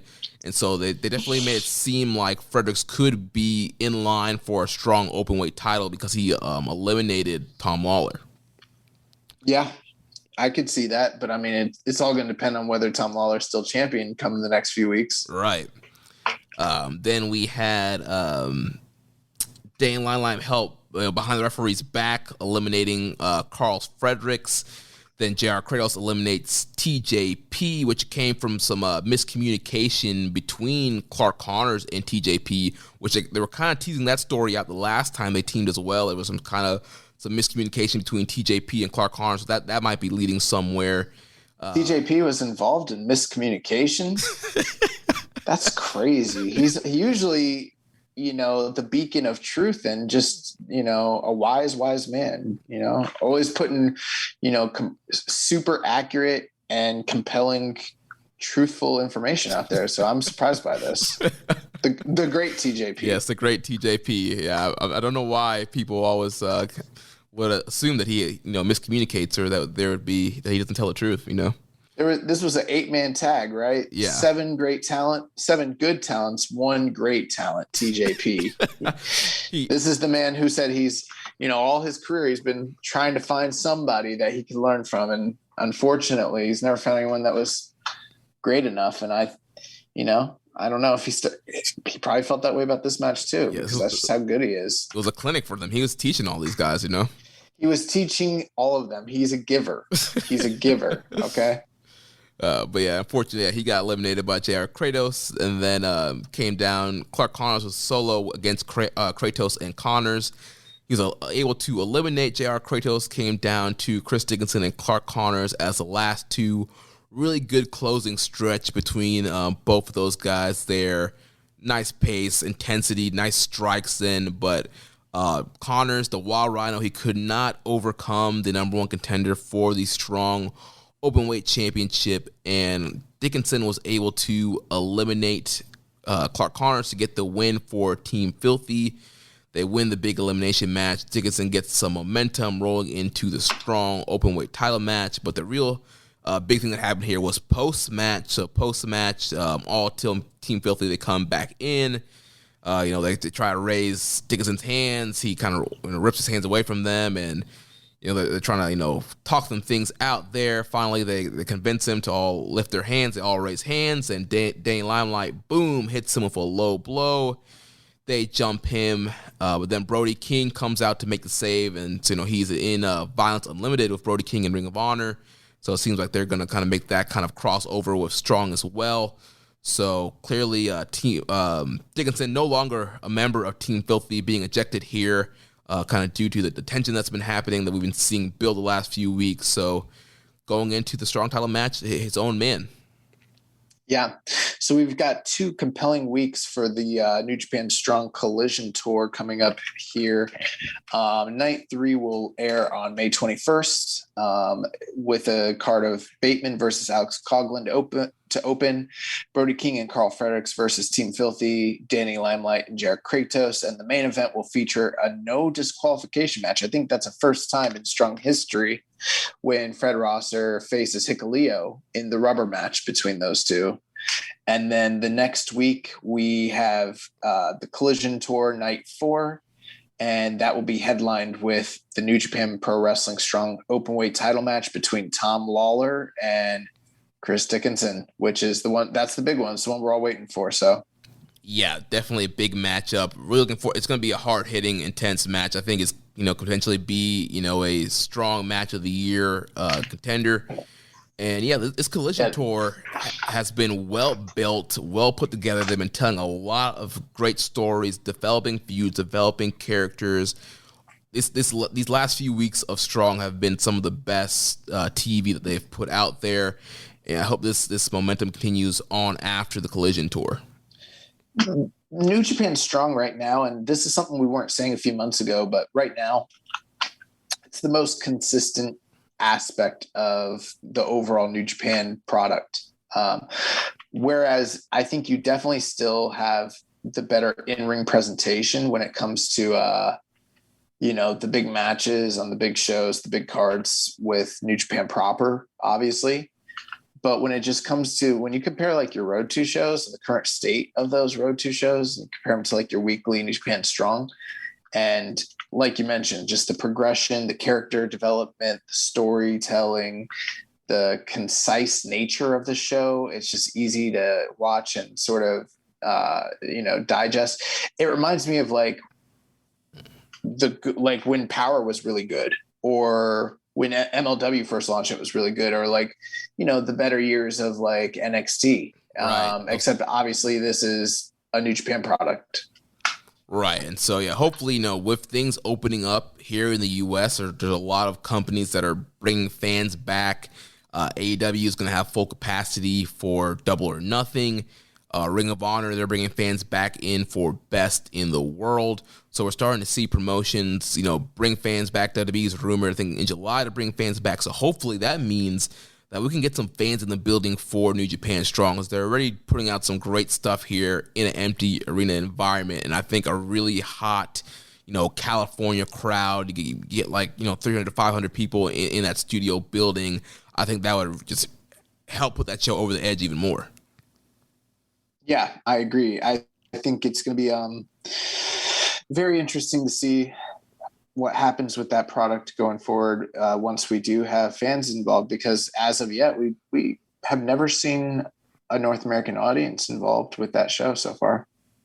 Yeah, so that's New Japan Strong. Looking forward to the last 2 weeks of the Collision Tour here. Just a few short things in the news that we didn't touch on earlier.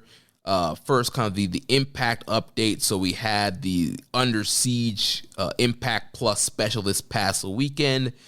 Finn Juice and Eddie Edwards, they defeated Kenny Omega and the Good Brothers.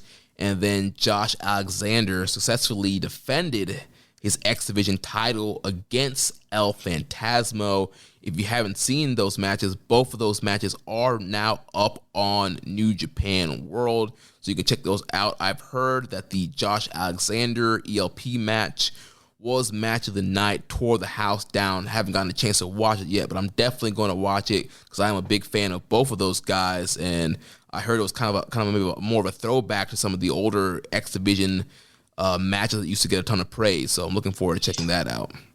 Yo, one of my favorite things right now in wrestling was the other night when he was in that 6-way at, what was it, No Surrender? Was that the show? No, that 6-way was the go home for Under Siege on Impact. Okay. Yeah, so they did the go home, and I don't think, here's the funny thing is, like, while yes, New Japan is the larger company from a revenue standpoint and visibility, I don't know that in North America the general fan like for instance, yeah, they know who the big stars are in New Japan. They're familiar with them. They might even see some of the big main events of the major shows. But like an undercard junior guy, even one that's pushed, they might not know someone like ELP, you know, if you're just a general WWE, AEW, and, you know, like Impact fan. And the reason I say this is because that man came out on Impact and, you know, did his routine, the shtick that we've all seen for the last couple of years, and people lost their fucking minds.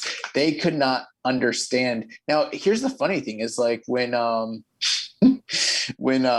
boy, when Lance Archer walks the ropes, and he's done some extensive walk roping in AEW, no one says shit. But like when people see ELP do his version of the rope walk, like not only do they find it like, you know, unbelievable, but they find, you know, there's a subsect of fans that are just like, they're appalled.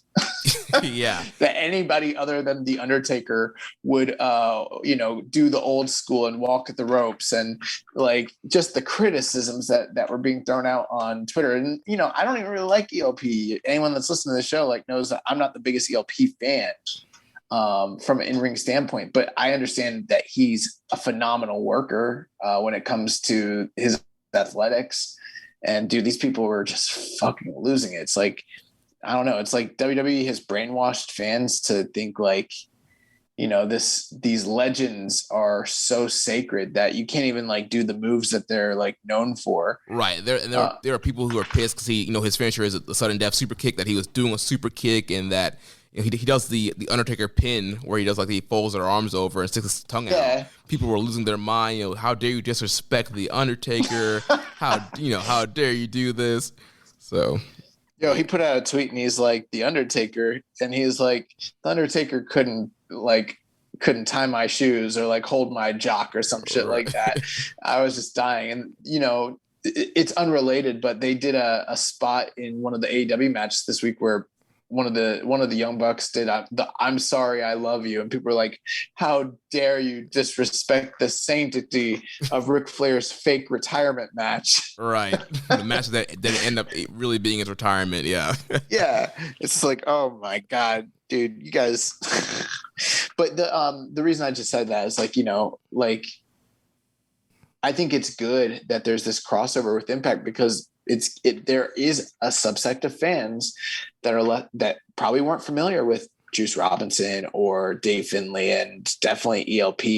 And, you know, say what you will about ELP, one thing that he is, if nothing else, a human highlight reel, you know, and this guy is just one of the most gifable wrestlers that are out there. And when people see him, you know, for better or for worse, they fucking lose their minds over it. And so I think it's good to kind of get him in the limelight there and sort of get more exposure on the product, which, you know, a couple of years ago, I wouldn't even have said that about Impact. I wouldn't have necessarily said that it was any sort of benefit to New Japan, but where we're at right now, it from a business standpoint, it does kind of make sense. And I think it's a good thing for that synergy to kind of continue. Yeah, and Tommy Dreamer did say on, I think he was on Busted Open Radio today, that there is going to be more New Japan guys coming to Impact. So it'll be interesting to see who else is going to end up coming over. I'm assuming it's probably going to be some of the more U.S.-based guys. So we'll see what happens there. Yeah. The other big news this week, Shota Umino will be returning to Rev Pro this summer. There's been like hype videos and, just different promotional material that's been put out there to kind of like let people know that he's coming back. And, we've gotten this question about Shota Umino / Shooter for a while now. And, we hadn't heard much. I did listen to JCast last week, and they started doing their little bit, sort of alluding to the idea that Shota Umino would maybe, I don't know if what they were alluding to was this. Sounded like they were trying to allude to the idea that he would be appearing on Strong. To be honest, that's what they, without saying it, they do their pastrami sandwich gimmick. Yeah, that little gimmick. We don't do the gimmicks. We just come here and say it. But no, so, if he shows up on Strong, I don't know if that's what they were alluding to, or maybe they'd already heard that he's returning to Red Pro in the summer. So, which is great. I think we're all excited for that. And man, he looks awesome. I mean, I'm very excited to see like what the future holds for, Ren Narita and Shota Umino. So. Yeah, dude, the hype video looked great. Like this man looks like the next ace of the company. The way they presented him, the highlight videos, his look, his gear, like, dude, this man looks like money. So I'm excited he's gonna be back in Rev Pro, but I want him back in New Japan ASAP. I agree. So we have a few questions here, and then we'll get to the recommended match of the week. So, guys, we need more questions. This was been a light couple weeks. We're not going to go the 3 hours if we don't have enough questions to, But no, let's get into it. So first from Rambo and Slam Pig, he says, since the stadium shows are out, do you think we get Okada versus Ospreay for a Dominion main event? If not, what other match do you think should headline? That's a great question. I don't really know the answer to it because Dominion was supposed to happen after those stadium shows, and we don't quite frankly know what we were going to be getting for Dominion. So that's hard to say. I mean, I don't know. Okada Ospreay makes the most sense to me because it's the next logical, world heavyweight title match that's on the docket. But, it sounded like they were kind of trying to do that in the Tokyo Dome, so sure, they could do that. I think there's also the possibility they might try to set up something during these next set of Road 2 shows. There's 6 of them. So that might be something to look out for, but I really don't know. I mean, what do you think they're going to do? Yeah, I mean, honestly, I have no clue. I mean, I think they should just go ahead and do Okada Ospreay if both those guys are, healthy and cleared to work those shows. I would go with that. That's the only thing that's really been built up and makes sense. I feel like it'd be kind of random if you just gave another challenger, because you put somebody over Okada. So I think that makes the most logical sense. I mean, unless you want a main event with Ibushi Cobb, maybe. I don't know. I don't see anything else that really makes a ton of sense to main event Dominion with. Yeah. Man, speaking of Shota Umino, he asked, Shota Umino's excursion looks to be kicking off again soon. Any matchups at Rev Pro that you're interested in for him? It's a great question. I haven't been as up on the product since COVID hit, but there's a few guys over there that I've seen that I like. Michael Oku stands out. Ricky Knight Jr. is very good. That's one. Kyle Fletcher from Aussie Open is another guy that I think would be interesting to see him work with. Chris Ridgway. Those are the guys that I know are Callum Newman. Those are a few of the guys that I know that are like in the company. Obviously, there's always Will Ospreay whenever he makes it back as well. Right, and also Zack Sabre Jr. if he ever goes back as well. Yeah, yep, that's true too.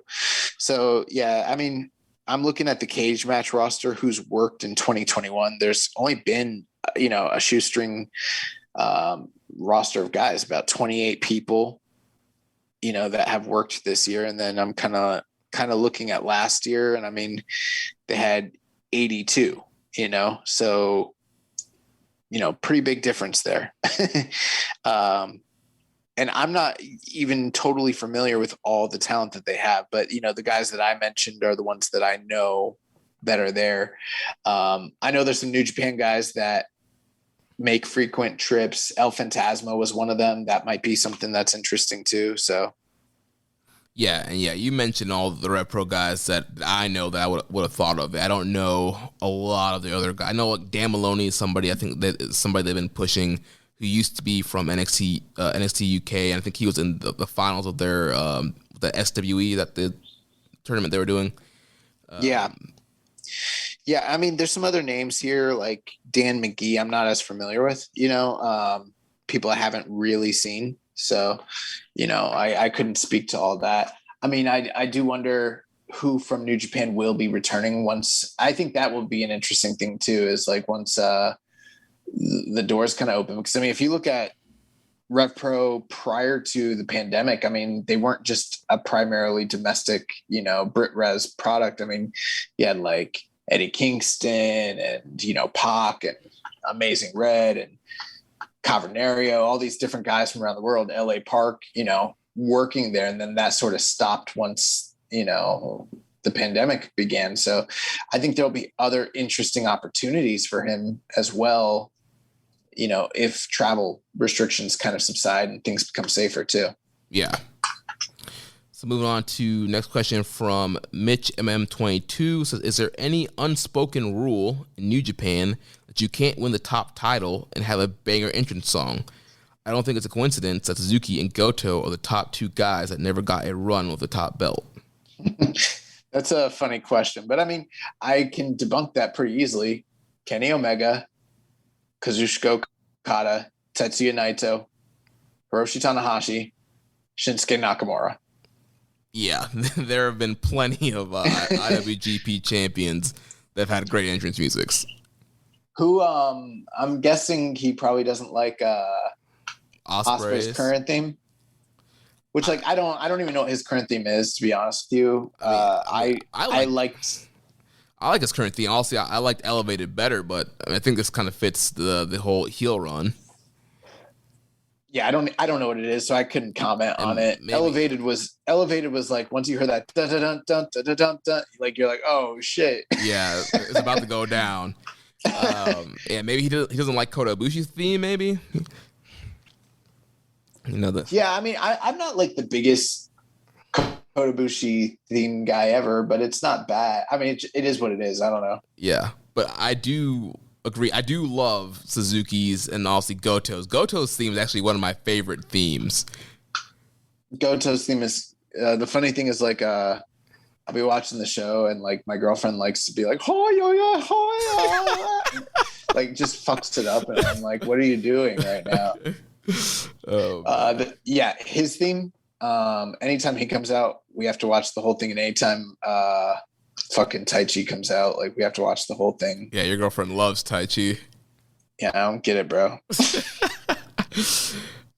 Next set of questions here from These are Viking Pain. First, it says, what do you guys think will happen to Shingo now? There's no IC title, and he already went through the Never stuff already. So will he be pushed down the card? And do you think the two back-to-back losses to Ospreay will hurt him?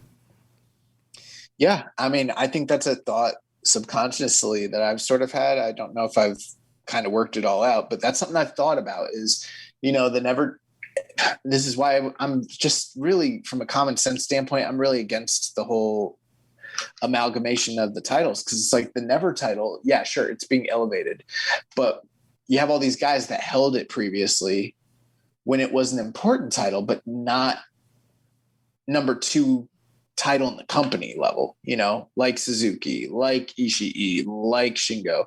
And now for them, it's a weird spot because if they regain it, it's like they're retreading water. They've already been there, but it was nowhere near as important when they had it. So it's like, I guess technically a more prestigious accomplishment at this point. But they already did it, So it's like not a new level for them unless, I don't know. I don't know how you kind of suss that whole thing out. Yeah, I'm not sure what the next step for him is. I would think maybe continue. Maybe you can play off the LIJ Empire feud, and maybe he kind of does a feud maybe with like Great Okan or somebody like that, or does a feud with Aaron Hanare. Because Hanare did, wanted to face Shingo. Shingo's another one of those guys where he wanted to be kind of like Ishii. So maybe you kind of do a Hanare Shingo feud now that he's Aaron Hanare, and continue that Empire LIJ feud until you can get Shingo into either another feud or until the G1 starts. Because I don't really see him. I mean, they could do Shingo Jay White for the Never title, but I just don't see him winning that back right away. Yeah, I mean, the thing is, at this point, there are less titles in the company, which, you know, some people have said that's a good thing. And I mean, I guess from a certain standpoint it is, but I think that they probably should have gotten rid of either like the US belt or one of the tag titles, you know, one of the lower tiered belts. I don't think getting rid of the IC title really made a lot of sense from a business standpoint. I still feel that way. And I mean, this is a conundrum right here. You have a lot of guys who are on the rise who had never accomplished that goal of holding that title. And now they can't obtain that sort of, you know, goal mark. So what's next for them? They kind of have to tread water. I think the thing with Shingo, though, if you want my honest opinion, I think he's fine because I think the G1 is going to be a pretty important spot for him. I'm not saying he's going to win it or anything. Maybe he will. You got to figure he's probably one of the favorites, especially if Will Ospreay potentially loses the title to someone like Okada. Then I think that puts Shingo's, you know, chances of winning at even higher in my estimation. But yeah, I think that that's the next step for him is like, you know, doing really well in the G1. Long term, though, I don't know, because, you know, this is kind of quite a conundrum. He already held the Never title several times, and winning it again might kind of be a setback for him, you know, just like how for guys like Naito and Nakamura, like retreading the waters of the IC title over and over again kind of became like a, you know, like an albatross around their neck. Right. But yeah, I don't think the two losses to Ospreay hurt him at all. Also, the New Japan Cup loss, there was distractions from B. Priestley, and then the Wrestling Dontaku match was super, super competitive and literally could have gone either way and just lost by one hair. And so I actually think that match definitely raised his stock, and the fact that he was an IWGP World Heavyweight title challenger, I think definitely elevates him to higher status. And with that, like you said, I do think he's going to do very well in the G1 this year. You know, previous years he was a junior, or, you know, he had not challenged for the IWGP heavyweight title yet, so he didn't do the best in those terms. He had great matches, but points wise, I don't think I think he only got like 8 points last year, if I remember correctly. So this year, I think the one thing that might be a benefit of not having that IC title to kind of rely on, though, is it does eradicate a little bit of the formula that they'd sort of been relying on, and it opens up the door for more interpersonal feuds, you know? And I think that that's something that might need to be kind of like highlighted and focused on, is like Shingo should be having personal feuds with high level competition. I don't know who specifically. I mean, we've seen him in feuds with guys like Ishii and Minoru Suzuki in the past, but there's a lot of other talent he hasn't really worked with, you know, on a close level like that. And so maybe this opens the door for some more of that sort of stuff. Yeah. Let's see, his next question. Any updates on Wrestle Grand Slam shows? You know, Dominion's right around the corner. So are these two shows being moved to the summer?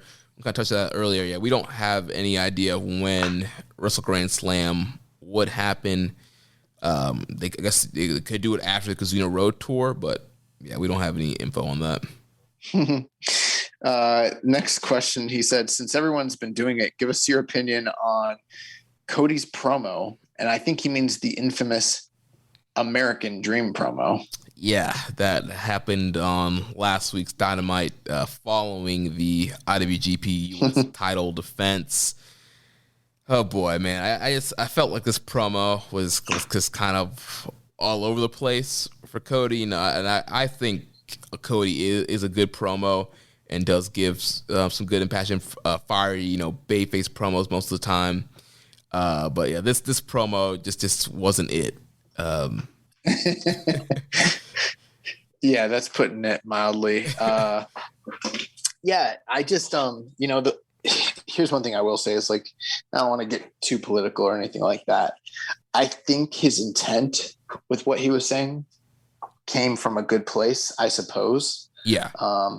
I think, it's difficult to kind of toe the line of like, I don't know, trying to like do a patriotic sort of impassioned promo in 2021 and not also conjure, images of like hardcore right-wing, conservatism. And I think for some of, especially since, I think it's denied a lot, but in my estimation, I think that there is a lot of like sort of like younger liberal leaning fans of that product, and I think that they've appealed to them a lot. And so I think sometimes like doing a promo like this might be a little bit tone deaf. And I'm not even saying that I personally disagreed with anything he said in particular, but it just, we just came off of this like really tumultuous, like presidential season, and then doing something that's patriotic as well as sort of like political sounding. It just kind of opens you up for criticism right out the gate, even if what you're saying is not necessarily wrong, Right. It just opens it to that kind of comparison. So there's that. But from an objective standpoint, I think this was just truly a bad promo. It has nothing to do with the content. In fact, I think there is deep down a good promo in there somewhere with what he was saying, but I think he tried to do too much because like, the way I kind of, if I was giving you a summary of what he was trying to say, he was like, America's great, but it wasn't always great. Like, it used to be really bad, but then it got good, but then it wasn't really good in the 60s either. So we've come a long way, and, like blacks and whites used to not be able to like eat together. And now we're having a mixed race baby, which is great. And that's really cool. But then Anthony Gogo's from Britain, which is bad, but not really, because they're like an ally of ours. So I don't want to disparage Britain, but I do want to disparage Anthony Gogo for being British, but not the rest of the wrestlers that I wrestled that were all really good British wrestlers. Just him, because he's a disgrace. And, he's trying to be a freeloader on America, but there's nothing wrong with that. America's an American dream, but, I am the American dream. I'm Cody Rhodes. I'm the American dream. Yeah, dude, that like it just didn't make sense. Like he kept backtracking everything he's saying and like trying to like tie in like history and his daughter and his family and his dad and Anthony Gogo, and like almost trying to do like an evil foreign heel thing, but like he's not really an evil foreign heel. Like, so right. It's just like, and that's the thing with Cody. We've seen like he wants to relive a lot of the stuff he loves, all these kind of big 80s moments in wrestling. We see it in all the stuff that he does, with, the strap match and the NWA title matches and some of his promos, some of his angles. I'm never going to challenge for the title. A lot of these angles that he does are, come from the 80s and stuff that his dad did or guys that he liked doing. And it's clear that Cody wants to be Hulk Hogan. He has the weight. He has the weight belt. He and this whole situation here, he's making himself the American dream. The all American guy that's going to come and fight this evil foreigner, Anthony Gogo. And I think that's what he's trying to kind of position himself here in that kind of 90s Hulk Hogan role. He's going to fight off the evil foreigner. Gogo laid his flag over him the previous week, and they're kind of going there. But it's like, come on, man, like. It's 2021. We don't. The U.S. does not have beef with UK or England. Listen, I'll tell you this much. Do I think an evil foreign heel gimmick can work in 2021? Yes, I do. I absolutely think that can work. We've seen it in WWE. It worked with Rusev and John Cena perfectly. That man came into the fucking place on a tank. I know relations aren't the best, but we're not at fucking war with Russia or, the Soviet Union or whatever the fuck. Like, but it worked because he was a heel, a nationalistic heel. But like Anthony Gogo is just a heel who happens to be British. Right. He's not a heel because he's British. Right. It's not the same thing, And it's like, okay, he put his flag over you and you're like, he had the one line where he's like, you're here trying to live the American dream, but repping your flag. And that was like kind of screaming like, "Ooh, I don't know, man. You kind of towing a line. I don't think you want to go there, Cody." Like, but again, to me, it wasn't the content. It was just like, and we got into it with some of our friends in the wrestling group. I don't have to say names, but we clearly have some big Cody fans on this network.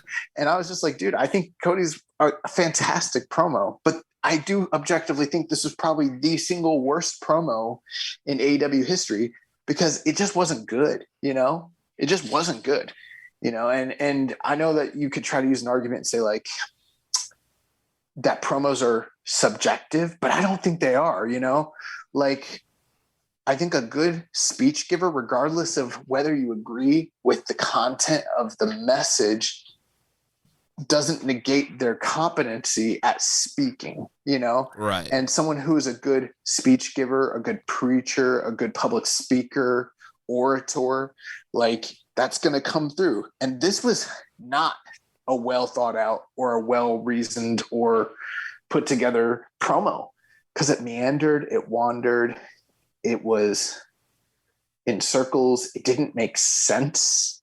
And you kind of have to like go on a journey of your own to like interpret it, to put it all together, to make it into something that it just simply wasn't. And the vast majority of people that I've seen online that listened to and watched this, and I'm sure there were people that liked it, but the vast majority was people being like, what the fuck was that? Right. And that's to say, the whole point of Cody's promo was you're supposed to get on his side, and he was supposed to be, convincing the fans to kind of back him up and get them simpy and support him in this match. And after that promo, it seems like the majority of people are like, I want Ogogo to knock this man out, come double or nothing. It was like that song from the TikTok videos, like, what the fuck is that? What the fuck is that? Yeah, so.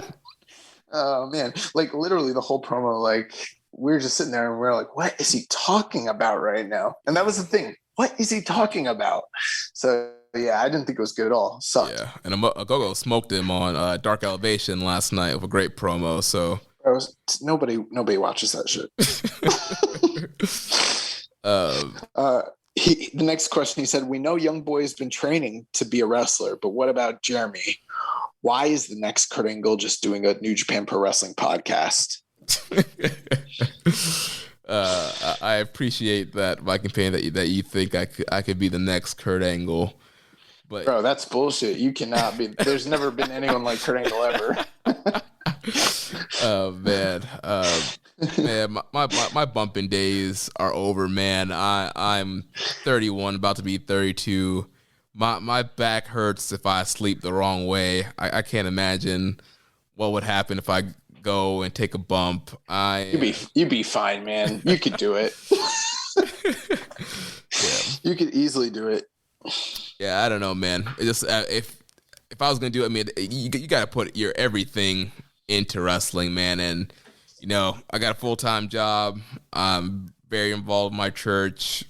Dating somebody right now, it's like I just don't know if I would have a time to dedicate to the way, if I was going to do it the way I want to, as far as working out and going to training and all that kind of stuff. So I don't know, man. I think the boat just I kind of missed the boat. Should have done it back when I was in John Juris shape and John Juris days, and was more in that path. But I don't know. I enjoy the podcast stuff. If a broadcast opportunity opened up in the wrestling world, that'd be pretty cool. But yeah, listen, man, come down to the side dojo and I'll stretch you. Last question from the Peaky Blinder. He said, as we've had no New Japan Pro Wrestling matches since the last podcast, what are your thoughts on New Japan Pro Wrestling guys in action in other promotions, i.e. ELP versus Josh Alexander for the X Division title, Under Siege Impact Wrestling, Ren Narita on AEW Dark Tonight? I mean, the one I'll start and just say, I think it's great. There's a lot of guys involved with New Japan that have dates outside. We interviewed Chris Dickinson, and I mean, he's got to be one of the busiest New Japan adjacent or affiliated wrestlers out there, working dates for Beyond and, GCW and all these other independent companies. And there's a lot of guys like that. And then, some of the more like New Japan proper talents that, have worked in Japan that are over here stateside, or even a guy like Robbie Eagles doing a lot of stuff in Australia. It's going to be tough for us when it comes to, excursion match of the year. We're going to have our work cut out for us, but I mean, Jon Moxley, stuff like that. I think it's great. I love how open the wrestling world has kind of become due to the pandemic. Yeah, I echo everything you said there. I'm loving it, especially we mentioned, just opening up that North American fan base, that Impact fan base who might not really know New Japan all that well, getting some eyes on the Lion Mark that way. And yeah, I know you said we have our work cut out for us, but yeah, it's kind of helps with, because I feel like last year's excursion match of the year was pretty rough, but with the Impact doors being open, the AEW doors being open, and some other independent doors, we're seeing some higher quality excursion matchups and seeing these guys get a chance. And it's fresh matchups, you get a chance to see, like, never would I have thought that we would have seen a Josh Alexander versus ELP match, or that we would see, Yuji Nagata versus Jon Moxley on Dynamite. And, hopefully we will see Ren Narita on AEW Dark if that match ends up airing. But yeah, all these doors just being opened up and guys being able to cross over. I mean, we got, Kenny Omega is going to be facing Andrade for the AAA title coming up at Triple Mania, and just seeing all these different cross path and people facing each other in different promotions, different countries. It's just great for the wrestling business. It ignites fandom, and it introduces people to new wrestlers. There might be an Impact fan who, like you mentioned, never seen a El Phantasmo match in his life, and maybe after seeing the Josh Alexander match is hooked and wants to watch more ELP. So overall, I think it's great, and I hope we continue to see more of it. I agree. And so to close the show off here, we have recommended match of the week. So last week, Josh, you recommended to me and the listeners to watch Hiroshi Tanahashi versus Shinsuke Nakamura from March 30th, 2008. This is for the IWGP Heavyweight title. And this was a awesome matchup here. It's always so weird just seeing Nakamura pre-King of Strong Style. Oh, no. This was King of Strong Style. This is when he was the real King of Strong Style. Well, I mean, like with the Freddie Mercury and the jacket and the dancing and the crown. Right. It's kind of weird seeing him more as the shooter Nakamura. But man, the wrestling in this match was just so damn good, with the opening, with the grappling, the chain wrestling they were doing, the counters, everything was just so smooth, executed perfectly. Just the way they were going in and out of headlocks and waist locks and holds. Tanahashi was trying to work over the arm in the beginning of the match, and just Nakamura with his kind of MMA background and expertise getting out of Tanahashi's holds and getting in holds of his own. There's a part where Nakamura hits a plancha to the outside, which is pretty cool. Tanahashi comes back with the dragon screws, starts working over the legs, and we're seeing some stiff strikes between both guys, and Nakamura's just kicking the crap out of Tanahashi. Tanahashi hitting a lot of his big moves, the middle rope senton, his sling blades. Nakamura had a lot of great counter submissions in this match. There's one spot where Tanahashi hits a big powerbomb, but Nakamura counters it into a triangle choke. Tanahashi, again, I mentioned some of his big offense. He had the Texas Clover hold for a near submission there. And then the closing stretch was just awesome here. With Tanahashi hits two sling blades, he hits a high fly flow, and I thought that was going to be it, because I didn't see the results of this matchup before I watched it. So he hits the high fly flow. I'm like, oh, after two sling blades, and that's it. But Nakamura kicks out. Crowd's really behind Tanahashi in this matchup.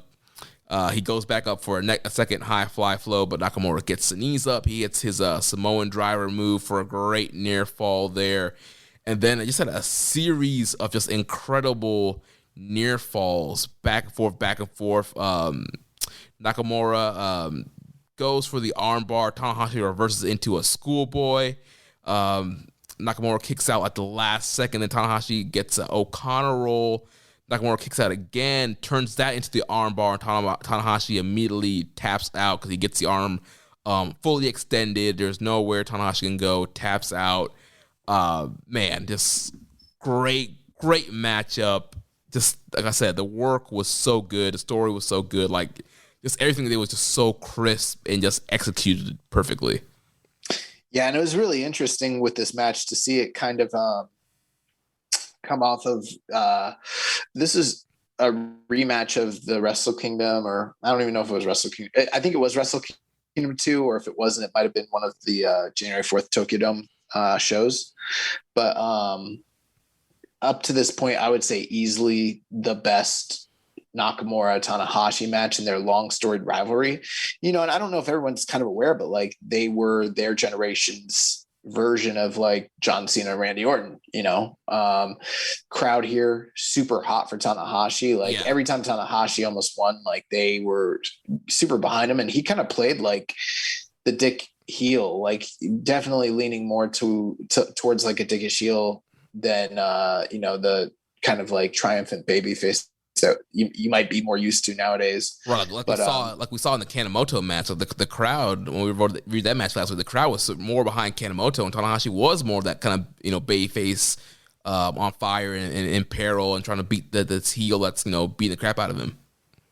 Yeah, he plays super cocky in this match, so that's one thing that's interesting. And then the story of Nakamura kind of overcoming the odds and the leg attack to catch this man slipping and tap him out. Really, really good match. Highly recommend it. If you haven't seen it, go out of your way to catch this one, especially if you're a fan of either of these guys, which most of you should be.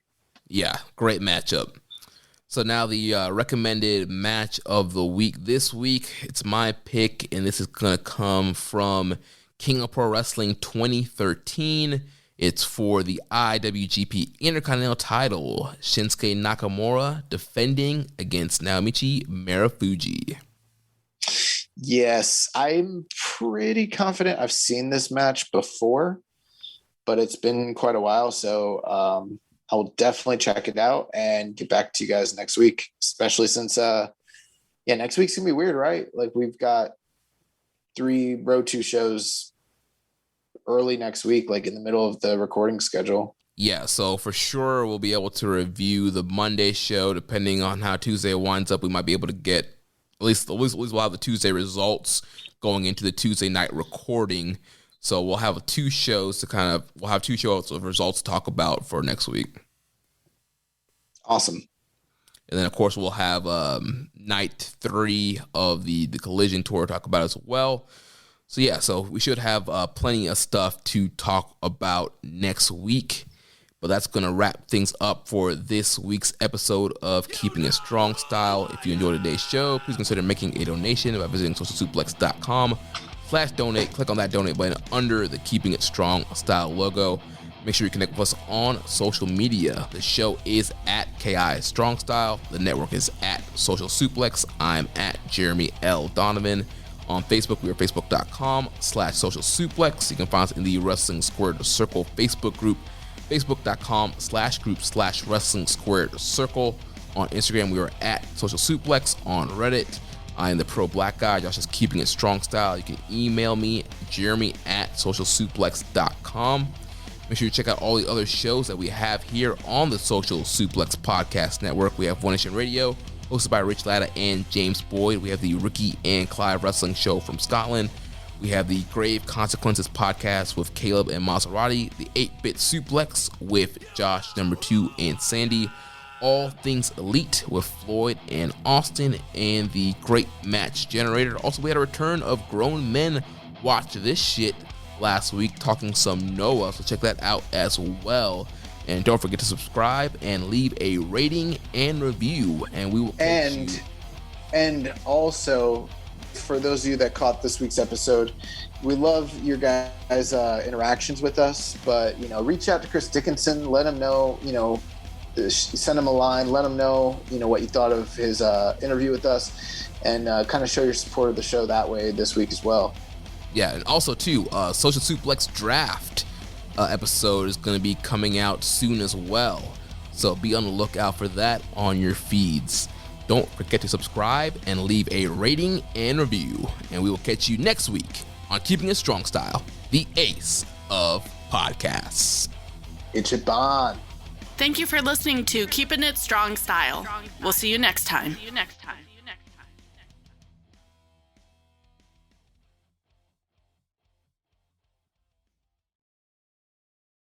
This podcast is brought to you by Progressive. Have you tried the Name Your Price tool yet? It works just the way it sounds. You tell Progressive how much you want to pay for car insurance, and they'll show you coverage options that fit your budget. It's easy to start a quote, and you'll be able to find a rate that works for you. It's just one of the many ways you can save with Progressive. Get your quote today at Progressive.com and see why 4 out of 5 new auto customers recommend Progressive. Progressive Casualty Insurance Company and Affiliates. Price and coverage match limited by state law.